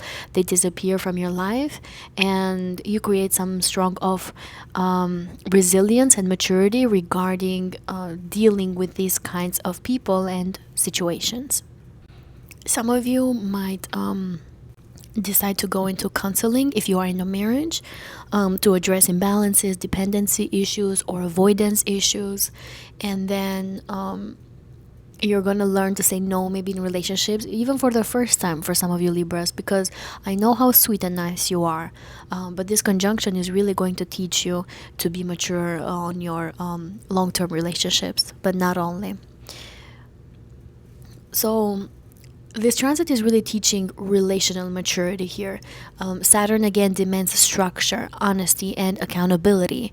Neptune demands compassion without self-sacrifice. So for a Libra person like you, whose instinct is harmony, this is about learning that true balance requires boundaries, and that peace without truth is not peace at all. So when this conjunction completes, my dear Libras, you will no longer attract partners who rely on your silence or sacrifice. You will now attract or become someone that is capable of adult partnerships, and partnerships that are built on truth, on responsibility, honesty, and that are going to be long lasting for you due to the presence of Saturn. If you've been divorced, separated, or wondering if marriage happens again for you, this section is for you. One of the most common questions I get as an astrologer is, why did my first marriage fail, and is there a second one in my chart? And the truth is that second marriage astrology is not the same as first marriage astrology. After years of studying charts, patterns, timing techniques, and relationship cycles, I realized there was no single in-depth resource in simplified astrological terminology that actually explains second marriage clearly and structurally. So I actually wrote one. I just released my new ebook called Your Second House in Astrology, a 140-page deep dive guide entirely focused on the second marriage. In this book, I break down which signs, houses, rulers, and planets point to a second spouse, how Venus, Mars, Saturn, Uranus, and Pluto tell the remarriage story. I explain timing techniques that show when commitment becomes possible again and how the second marriage is meant to function differently than the first. This book is for you if you've been divorced or you're going through one, if you've had a major relationship reset, if you feel like your first marriage wasn't your final chapter, or if you simply want clarity instead of fear when it comes to love again. Right now, the book is available at a symbolic price of $19 for my YouTube community, and you can find the link below in the description box. I want to tell you that astrology doesn't say your story ends after a heartbreak. For many people, it says the real partnership comes later in life once the lesson is complete. So if this resonates with you, you can click the link below to get the book and let me know in the comments as well. I'd love to hear where you are in your journey. Scorpio suns, moons, and risings. A Saturn Neptune conjunction in the sign of Aries is going to be transiting your sixth house in a profound reset of your daily life, work habits, health, and sense of service. This is not a glamorous transit, but it is one of the most life altering because it reshapes how you expend your energy every single day. The sixth house governs work routines, employment, co-workers, obligations, health, stress patterns, and the relationship between mind and body. When Saturn and Neptune meet here, exhaustion reveals illusion. What you've been doing out of habit, guilt, or unconscious desire for validation can no longer continue. And because this occurs in Aries, which is the sign of action and drive, the lesson here is learning how to act without burning yourself out. Because Saturn rules our third house, mental patterns, communication, schedules, learning, siblings, and daily thinking directly influence your health and work life. Because Neptune rules your fifth house, creativity, pleasure, romance, children, and joy, or lack thereof, are all entangled with stress and productivity. So, how can this show up in your day-to-day life? Some of you, my dear Scorpios, may experience burnout or physical fatigue that forces you to slow down.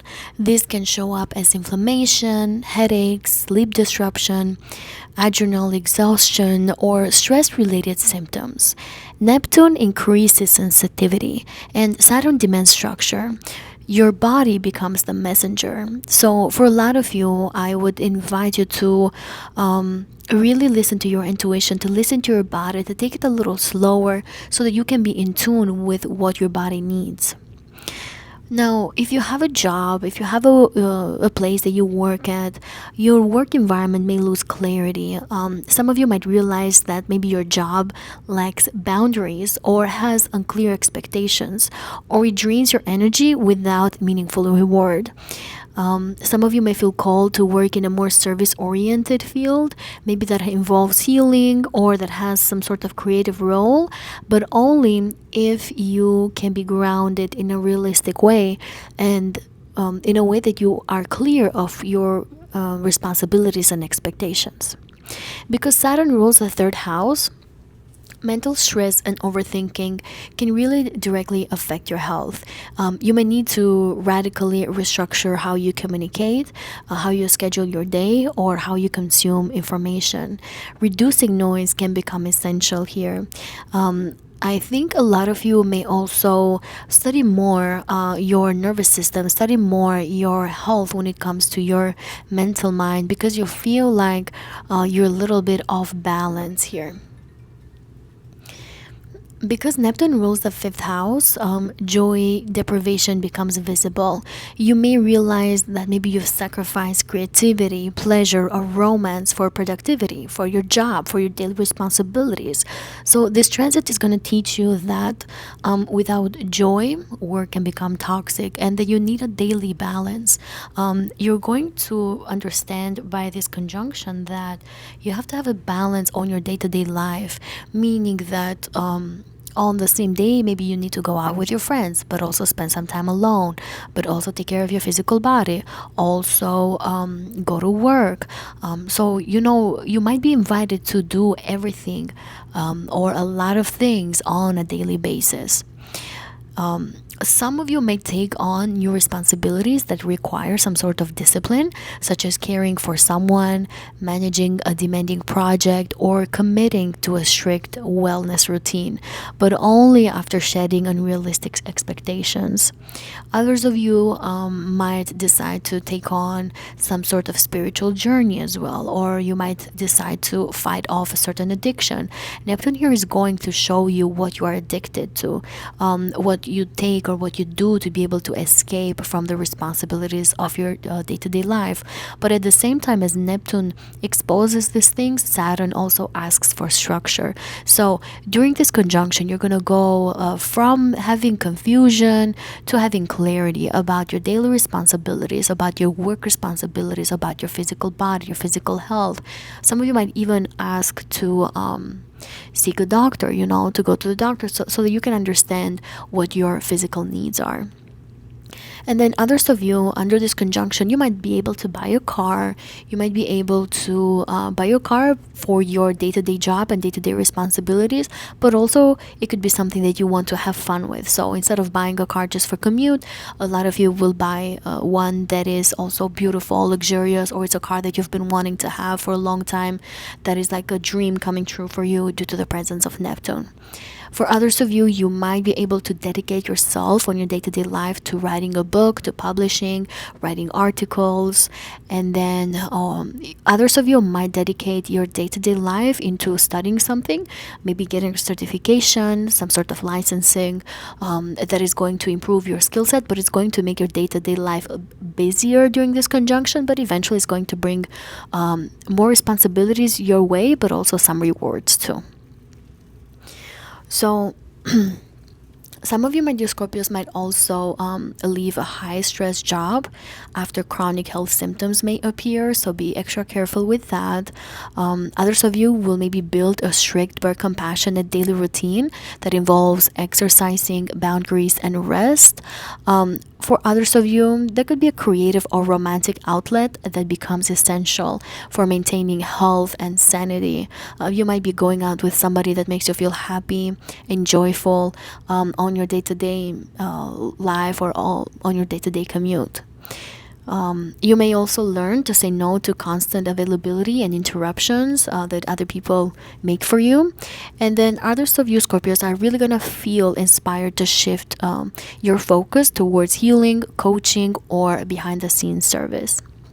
So, my dear Scorpios, this transit is teaching sustainable power here. For a person like you, intensity is natural, but this conjunction asks you to conserve energy and not to deplete it. Saturn ensures discipline and accountability. Neptune ensures compassion and intuition. And together, they teach you how to serve without sacrificing yourself. So, by the end of this cycle, your daily life may look quieter, but it will be cleaner, healthier, and far more aligned with your true vitality. If you've been divorced, separated, or wondering if marriage happens again for you, this section is for you. One of the most common questions I get as an astrologer is, why did my first marriage fail, and is there a second one in my chart? And the truth is that second marriage astrology is not the same as first marriage astrology. After years of studying charts, patterns, timing techniques, and relationship cycles, I realized there was no single in-depth resource in simplified astrological terminology that actually explains second marriage clearly and structurally. So I actually wrote one. I just released my new ebook called Your Second House in Astrology, a 140-page deep dive guide entirely focused on the second marriage. In this book, I break down which signs, houses, rulers, and planets point to a second spouse, how Venus, Mars, Saturn, Uranus, and Pluto tell the remarriage story. I explain timing techniques that show when commitment becomes possible again and how the second marriage is meant to function differently than the first. This book is for you if you've been divorced or you're going through one, if you've had a major relationship reset, if you feel like your first marriage wasn't your final chapter, or if you simply want clarity instead of fear when it comes to love again. Right now, the book is available at a symbolic price of $19 for my YouTube community, and you can find the link below in the description box. I want to tell you that astrology doesn't say your story ends after a heartbreak. For many people, it says the real partnership comes later in life once the lesson is complete. So if this resonates with you, you can click the link below to get the book and let me know in the comments as well. I'd love to hear where you are in your journey. For Sagittarius suns, moons, and risings, the Saturn Neptune conjunction in the sign of Aries is going to be happening in your fifth house, and it's going to be a defining period for creativity, love, joy, children, and self expression. This is not a carefree, playful transit, it is a sobering and sanctifying one. It will ask a lot of you to strip away fantasy and to kind of remove any illusion that you have regarding what you love and to replace it with something more real, more alive, and sustainable. The fifth house governs romance, dating, passion projects, artistic expression, performance, risk taking, children, and the ways you seek pleasure and meaning. When Saturn and Neptune meet here, illusions around love and creativity dissolve, while a deeper, more purposeful form of joy begins to take shape. Because this occurs in the sign of Aries, which is the sign of courage and initiation, you are being asked to reclaim your creative authority, not to perform for approval, but to act from authentic desire. Because Saturn rules your second house, which is money, self worth, values, and survival needs, they're all going to contribute in what happens in love and creativity. Neptune, on the other hand, rules your fourth house, so your family dynamics, your emotional foundations, and ancestral patterns will quietly shape how safe you feel expressing yourself. So, how can this conjunction show up in real life? A lot of you, my dear Sagittarians, are going to experience disillusionment in romance. If you've had a relationship that was fueled by excitement, fantasy, or projection, it may lose its spark and it may reveal a lack of emotional grounding. This doesn't mean that love disappears. It means only relationships that are rooted in honesty and responsibility can continue. Creative blocks may appear not because inspiration is gone, but because Saturn depends discipline and commitment. You may stop dabbling and start taking one creative path seriously, even if it means letting others go. And with that being said, a lot of you Sagittarius are maybe going to take a business very seriously under this conjunction. If you've been dreaming and wanting to do something for a very long time, this is the conjunction that is going to bring the inspiration to you, but also the discipline and the stability that you need to be able to build this business for yourself. And then others of you, maybe you're going to take a creative skill, creative ability that you have very seriously. You're going to ground it, and at the same time you're going to let go of other creative skills and abilities that maybe are not as sustainable in your day-to-day life. Because Saturn rules the second house, financial reality influences creative choices. You may need to stabilize income before fully pursuing a passion, Or you may realize that maybe your creative work must support you materially to be sustainable. And finances could be the inspiration for a lot of you to take on this business journey, to make a business, to turn a creative skill, creative hobby, something that you really enjoy doing into something more tangible and serious. Childhood wounds and family conditioning may also surface, especially around visibility and self expression. So, a lot of you are going to let go of past traumas, of any experiences that you had maybe in your childhood that have programmed you to act in a certain way or to have a certain fear. You're going to let go and heal from these things. Now, of course, because this conjunction is between Neptune and Saturn, you're going to have some sort of confusion at first and then more clarity, and then this need to let go and then more clarity again. So, you're definitely going to be able to let go of something, especially related to being in the center of attention, being the main character, and being able to express yourself freely, to express your creative skills in a free way, in a way that is very profound. So it can be very powerful for a lot of you Sagittarius. You might definitely take the center of attention here. Of course, it's going to happen gradually. You might need to overcome certain feelings of embarrassment to be able to be in the center of the attention again. But you're definitely going to grow afterwards, after Saturn continues in your fifth house. You might realize that maybe children may become a serious topic under this conjunction. It could be that maybe you're accepting responsibility for a child, for your children, stepchildren, or for other people, and you're redefining what legacy really means to you.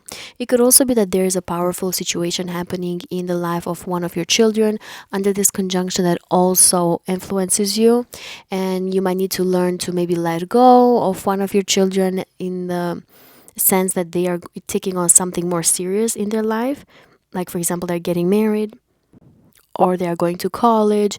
With Saturn there, they are becoming adults. They're doing something very serious with their life. So you might need to let go and let them free. Of course, it can be a little emotional, but at the same time, very healing experience. For others of you, if you don't have children that are that old, then this conjunction here can indicate that you're gonna have to build certain boundaries with your children. You have to heal some sort of relationship that you have with them, or you can become more creative, or you can even create something together that can be long lasting and very fulfilling for both of you.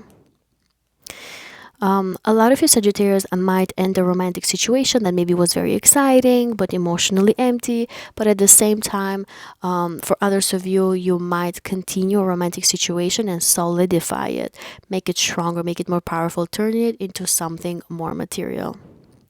Others of you might commit to a creative project long term. After years of inconsistency, again, you're going to learn a lot of discipline here. And then a passion can even become a profession for some of you. But only after you decide to restructure your finances and your self worth as well. This transit is teaching mature joy. Saturn ensures your creativity and love life are grounded and self sustaining, whereas Neptune ensures that you remain soulful, inspired, and emotionally safe. So, for a Sagittarius person like you, naturally future focused and idealistic, this transit can pull joy into the present moment and is going to ask you if you can stay committed to what you love when it stops being exciting and starts being more real. When this conjunction completes, what remains will be fewer loves, maybe fewer projects, but they will be true, that will be more powerful, more enduring, and definitely deeply fulfilling. If you've been divorced, separated, or wondering if marriage happens again for you, this section is for you.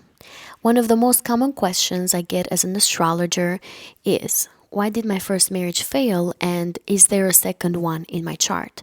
And the truth is that second marriage astrology is not the same as first marriage astrology. After years of studying charts, patterns, timing techniques, and relationship cycles, I realized there was no single in depth resource in simplified astrological terminology that actually explains second marriage clearly and structurally. So I actually wrote one. I just released my new ebook called Your Second House in Astrology, a 140-page deep dive guide entirely focused on the second marriage. In this book, I break down which signs, houses, rulers, and planets point to a second spouse, how Venus, Mars, Saturn, Uranus, and Pluto tell the remarriage story.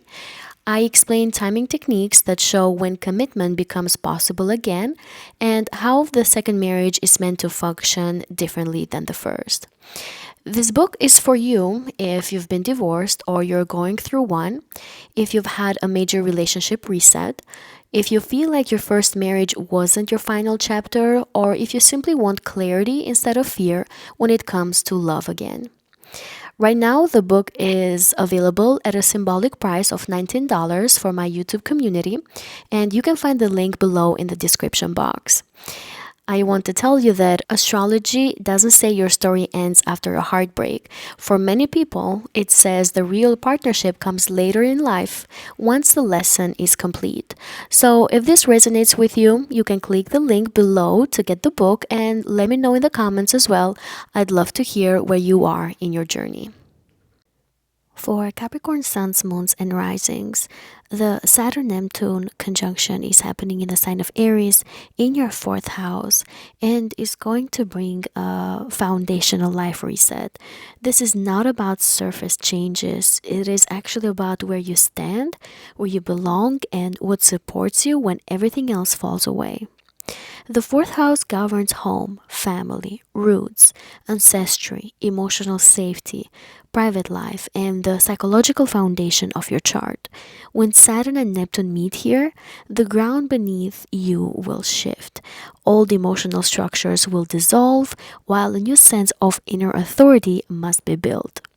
Because this conjunction is in the sign of Aries, the sign of independence and initiation, the lesson is learning how to create emotional autonomy rather than inherited obligation. Because Saturn rules your first house, your identity, your body, your confidence, and life direction are all directly shaped by what happens in your home and inner world. Because Neptune rules your third house, your thinking patterns, communication, siblings, early environment, and mental conditioning are all dissolving and being rewritten.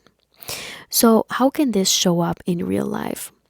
A lot of you, my dear Capricorns, may experience disillusionment with family dynamics or your sense of home. It could be that a parent or caregiver or family story that you once relied on will no longer hold for one reason or another. And this can be a little painful, but definitely clarifying. You will see your origins without fantasy. It doesn't mean that something bad could happen. It could simply mean that something in the home dynamic is changing, is shifting. Maybe you're going to relocate, you're going to change homes, you're going to go to a place where your neighbors are going to change. And so as your closest world, as your closest people are shifting and changing, you're definitely going to be shaken up a little bit emotionally. And again, you're going to need to let go of a family dynamic here, of a family situation, because that's how Neptune is. But at the same time, Saturn is helping you build family relationships based on clarity, based on boundaries or responsibilities, and also on clarifications. For others of you, my dear Capricorns, you might move again, you might renovate, downsize, or live alone for the first time ever, actually. Not for status, but for emotional necessity. Home becomes about peace and not about productivity. This can be scenario where if you live alone or you decide to downsize, it's going to feel emotionally fulfilling. You're going to surrender and let go of this desire to show off or to show your material possessions and material world, and you're going to embrace something that is more authentic for you emotionally and spiritually. Saturn is your chart ruler, so you're definitely going to be impacted here. Your identity is going to shift as your emotional foundations are going to change. You may feel a little quieter, more inward, more self defined. Old labels may fall away as you realize who you are when no one else is watching. Neptune rules your third house, so any mental fog or emotional sensitivity may increase at first. You may feel a little confused. You may question all narratives that you were taught in childhood, or you may realize how your family language shaped your self talk. So, a lot of you will embrace journaling, therapy, or mindful communication that can be essential for you so that you can get the clarity that you need and the clarity that Saturn is imposing here. Some of you, my dear Capricorns, may discover a family secret under this conjunction. A family secret that is tied to your bigger family. So, about your parents, about your grandparents. Others of you could find a secret related to somebody that you live with. It could be that something impactful is happening in the life of a person that you live with, and therefore it shifts your emotional world as well. There may be some sort of distance as well, maybe from siblings or extended family, or there may be a need to redefine those relationships with clearer boundaries. A lot of you, again, will be able to relocate, and maybe because of that relocation, you're going to be far away from people that you have known for a long time, including family members, neighbors, friends, people that you grew up with. A lot of you Capricorns will embrace independence. That can be a big theme here, meaning that maybe you're going to leave your family home, or you're simply going to spend a little bit more time by yourself at home. You're going to announce this dedicated time that you want to spend by yourself, that you don't want to be with anybody around, so that you can get that clarity, that peace that you need in your heart. Neptune here is going to bring you a very strong intuition, and so you're gonna be more tuned to it. You're going to be able to tap into a spiritual realm that is calming to you and healing. A lot of you are going to simplify your life to protect your mental and emotional health. And others of you are going to change the way how you view responsibility when it comes to your family, how you view success. And if you've been, let's say, the only one contributing in your family in one way or another, whether it's material or psychological or emotional, you're going to maybe change the way how your family is, or you're going to build very strong and powerful boundaries. Again, because of this conjunction, you're going to switch from moments of confusion to moments of clarity, moments of strong intuition to moments of discouragement, and then moments of hope, and then moments of taking action and setting the right boundaries and building the right structure that you need to make this conjunction work for you. So, my dear Capricorns, this transit is definitely teaching emotional independence. Saturn, your chart ruler, is asking you to take responsibility for your inner life, to take responsibility when it comes to your family dynamics, to be careful, to be clear, to set the right boundaries in your family relationships. And Neptune, at the same time, is asking you to release fear, guilt, or confusion when it comes to your entire life, when it comes to your life direction, your inner world, and your relationship with family members. So, you are naturally strong and self disciplined, but this transit is going to soften the armor a little bit so that strength can come from inner stability rather than control. If you've been divorced, separated, or wondering if marriage happens again for you, this section is for you. One of the most common questions I get as an astrologer is, why did my first marriage fail, and is there a second one in my chart? And the truth is that second marriage astrology is not the same as first marriage astrology. After years of studying charts, patterns, timing techniques, and relationship cycles, I realized there was no single in depth resource in simplified astrological terminology that actually explains second marriage clearly and structurally. So I actually wrote one. I just released my new ebook called Your Second House in Astrology, a 140-page deep dive guide entirely focused on the second marriage. In this book, I break down which signs, houses, rulers, and planets point to a second spouse, how Venus, Mars, Saturn, Uranus, and Pluto tell the remarriage story. I explain timing techniques that show when commitment becomes possible again and how the second marriage is meant to function differently than the first.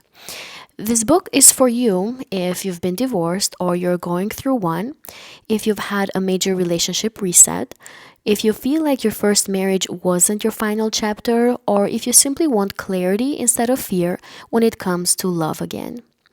Right now, the book is available at a symbolic price of $19 for my YouTube community, and you can find the link below in the description box. I want to tell you that astrology doesn't say your story ends after a heartbreak. For many people, it says the real partnership comes later in life once the lesson is complete. So, if this resonates with you, you can click the link below to get the book and let me know in the comments as well. I'd love to hear where you are in your journey.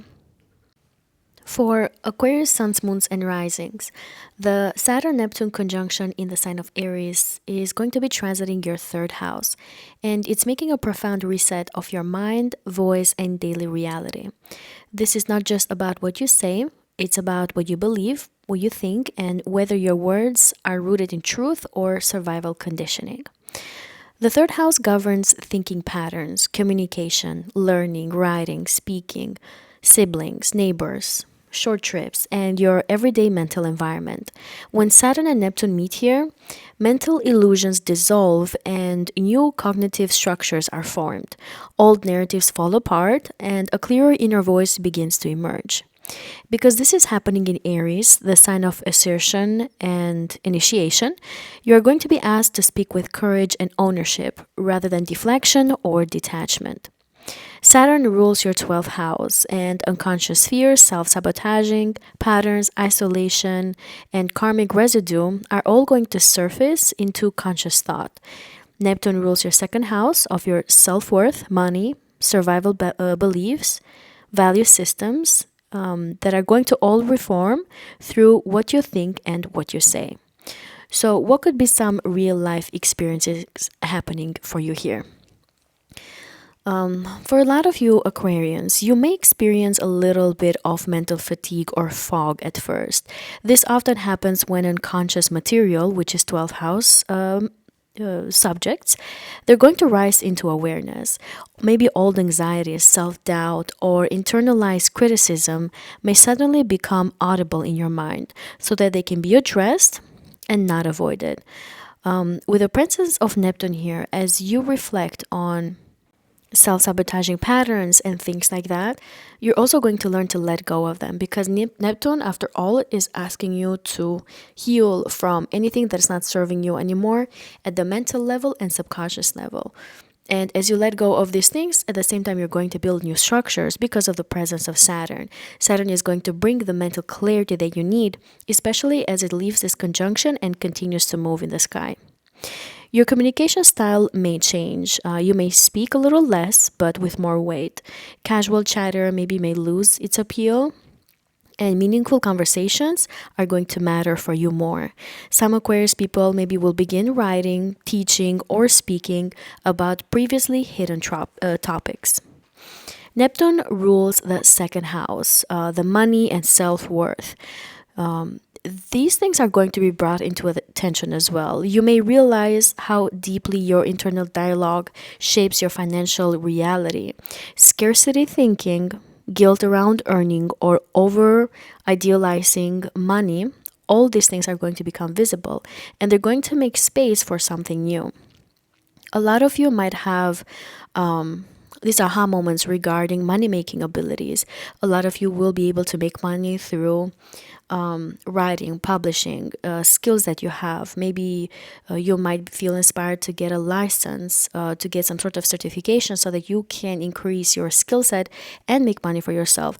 So Saturn here is going to bring the clarity, the structure, the discipline, the schedules that you need to be able to turn these things into reality. Relationships with siblings or people in your daily environment may also shift, or they may thin out. You may distance yourself from those who reinforce old mental patterns. You might decide to stay a little bit more isolated, might maybe not spend as much time with other people because you're getting this aha moments in your mind, a lot of inspiration that you want to turn into reality. A lot of you might even feel called to travel somewhere, to go somewhere that is spiritually important for you, or to travel to a place that is going to give some mental clarity, a lot of inspiration to make some sort of change in your life.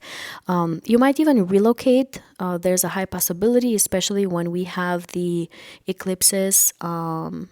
You're going to maybe initiate the moving, and when we have the conjunction, you're also going to realize that your immediate environment, your neighbors, neighborhoods, people that you deal with on a daily basis, they're also shifting and changing. So you're going to let go and dissolve those old communities, but at the same time you're going to join new ones and create new structures.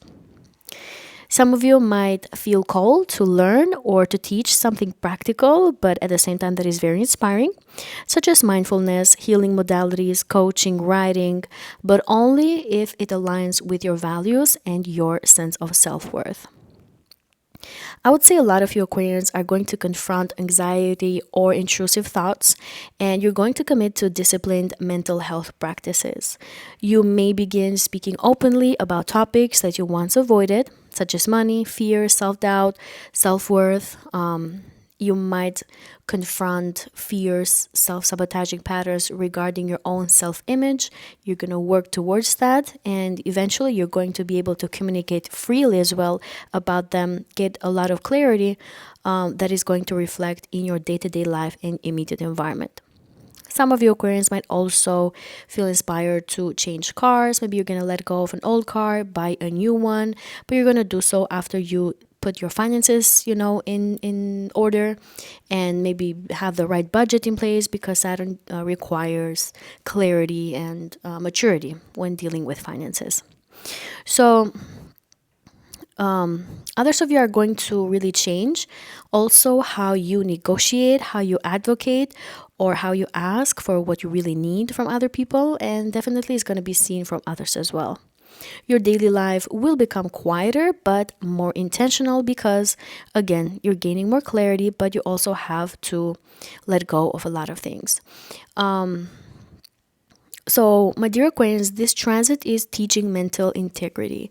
Saturn is going to give you the mind structure and boundaries. Neptune softens rigidity, it softens the way how you advocate for yourself. At the same time, it can give you some brain fog, maybe confusion, but you're going to switch from one to the other very often because of this conjunction. So at some moments you're going to feel a little confused, other moments Saturn is going to bring you the clarity, and then you feel confused again, and then Saturn gives you clarity. But as Saturn leaves the conjunction and continues in the sky, you're definitely going to have more clarity about the steps that you need to take forward when it comes to your third house matters. You're naturally future-oriented Aquarius. You are very intelligent, very smart, and this transit is going to anchor vision into a language that can actually support survival and self-worth. Those are things that are going to brought up into your attention. When this conjunction completes, your words will carry a lot more weight because they are aligned with truth and not fear or fantasy or avoidance. If you've been divorced, separated, or wondering if marriage happens again for you, this section is for you. One of the most common questions I get as an astrologer is, why did my first marriage fail, and is there a second one in my chart? And the truth is that second marriage astrology is not the same as first marriage astrology. After years of studying charts, patterns, timing techniques and relationship cycles, I realized there was no single in-depth resource in simplified astrological terminology that actually explains second marriage clearly and structurally. So I actually wrote one. I just released my new ebook called Your Second House in Astrology, a 140-page deep dive guide entirely focused on the second marriage. In this book, I break down which signs, houses, rulers, and planets point to a second spouse, how Venus, Mars, Saturn, Uranus, and Pluto tell the remarriage story. I explain timing techniques that show when commitment becomes possible again and how the second marriage is meant to function differently than the first. This book is for you if you've been divorced or you're going through one, if you've had a major relationship reset, if you feel like your first marriage wasn't your final chapter, or if you simply want clarity instead of fear when it comes to love again. Right now, the book is available at a symbolic price of $19 for my YouTube community, and you can find the link below in the description box. I want to tell you that astrology doesn't say your story ends after a heartbreak. For many people, it says the real partnership comes later in life once the lesson is complete. So if this resonates with you, you can click the link below to get the book and let me know in the comments as well. I'd love to hear where you are in your journey. Pisces suns, moons, and risings. The Saturn-Neptune conjunction is happening in the sign of Aries in your second house and is defining a new reset about your money, about your self-worth, your survival, and identity in the material world. This transit is going to ask you one core question. What are you actually worth, and are you living in a way that reflects it? The second house governs income, finances, possessions, values, skills, security, and the relationship between self-esteem and material stability. When Saturn and Neptune meets here, fantasies about money, they all dissolve, while a new grounded sense of value must be built from the inside out. Because this happens in the sign of Aries, the lesson is about self-reliance, courage, and claiming your rights to exist and be compensated. Saturn rules your 11th house of your friends, networks, audiences, long-term goals, and collective involvement. So they're all going to be directly tied to your income and to your self-worth. Neptune rules your first house of your identity, of your sensitivity, the self-image as well. So all these things will blur first and then reform through financial and value-based experiences. So what could be some outcomes in the real life for you, my dear Pisces? A lot of you may experience financial reality checks. Income sources that relied on vagueness, favors, or over-idealism that may all dry up. This can feel scary at first, but it's going to push you towards earning in ways that are clear, ethical, and sustainable. A lot of you may realize you've been undervaluing yourself, especially within friendships or communities. For example, if you've been working for exposure, if you've been undercharging or giving away your skills for acceptance and belonging to a community, to a group, all of these things are going to be dissolved and boundaries around money are going to become essential. Neptune is the chart ruler for you. It's the ruler of your first house. So identity confusion may surface through money issues. You may be asking yourself who you are. If you're not needed, or if you are needed, are you sacrificing yourself? Are you sacrificing yourself too much and not getting compensated for that or appreciated? So this transit is going to teach you that worth does not come from suffering or self-sacrificing. Worth actually comes by building the right boundaries, by being clear about the values that you personally have, what you bring to the table, and actually charging the right amount of money for whatever you are offering. If you work in an organization, this conjunction here can talking about promotions, being able to earn more money, being able to at least understand what you need to do to get a promotion. And then for others of you, if you have a personal business, then this conjunction can talk about more customers coming your way, but you are also going to be rebranding yourself because Neptune is going to dissolve something about your identity, and Saturn is going to help you rebuild a new structure in a way that can bring communities your way, in a way that can bring the spotlight your way, because Saturn rules your 11th house. So you might be making money through your networks, people that know you, communities, but there is a need to rebrand yourself. A lot of you with this conjunction might also spend more money in remaking your closet, maybe changing the way how you style yourself, upgrading. You might be able to understand that maybe you've been spending more money on cheaper things and you want to upgrade your entire life, buy less things but better quality, buy things that will be long lasting for you, including again things that are for your physical body especially, but not only, because this is the second house of your self-worth. So you're going to invest money to increase your self-worth and to show the world that you are better off financially and that you are at a higher level. You expect more from yourself and you're going to reflect that to the world as well. So Aries energy also encourages independence. You might own fewer things, but you're going to claim what is truly yours. You're going to feel comfortable and happy that you are providing and making money for yourself.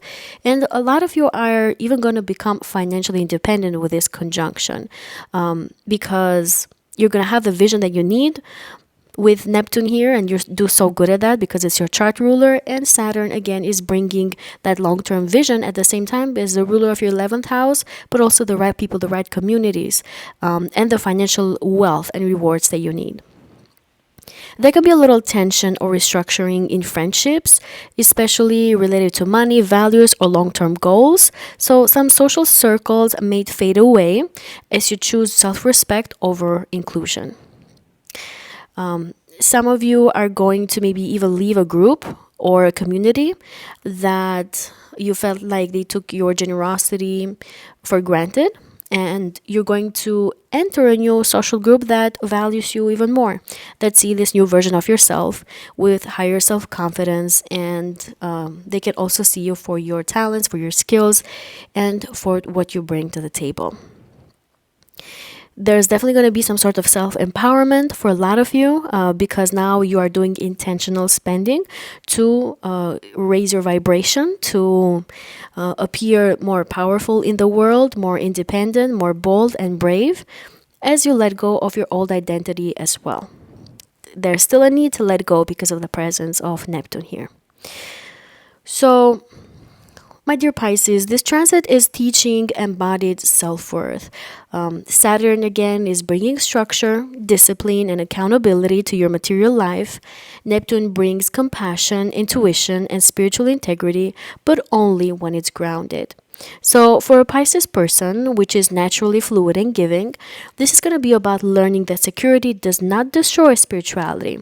In fact, it protects it. When this conjunction completes, you're going to emerge with a stronger sense of value, clearer boundaries around money, and a self-image that no longer depends on sacrifice to feel meaningful. If you've been divorced, separated, or wondering if marriage happens again for you, this section is for you. One of the most common questions I get as an astrologer is, why did my first marriage fail, and is there a second one in my chart? And the truth is that second marriage astrology is not the same as first marriage astrology. After years of studying charts, patterns, timing techniques, and relationship cycles, I realized there was no single in-depth resource in simplified astrological terminology that actually explains second marriage clearly and structurally. So I actually wrote one. I just released my new ebook called Your Second House in Astrology, a 140-page deep dive guide entirely focused on the second marriage. In this book, I break down which signs, houses, rulers, and planets point to a second spouse, how Venus, Mars, Saturn, Uranus, and Pluto tell the remarriage story, I explain timing techniques that show when commitment becomes possible again and how the second marriage is meant to function differently than the first. This book is for you if you've been divorced or you're going through one, if you've had a major relationship reset, if you feel like your first marriage wasn't your final chapter, or if you simply want clarity instead of fear when it comes to love again. Right now, the book is available at a symbolic price of $19 for my YouTube community, and you can find the link below in the description box. I want to tell you that astrology doesn't say your story ends after a heartbreak. For many people, it says the real partnership comes later in life once the lesson is complete. So, if this resonates with you, you can click the link below to get the book and let me know in the comments as well. I'd love to hear where you are in your journey.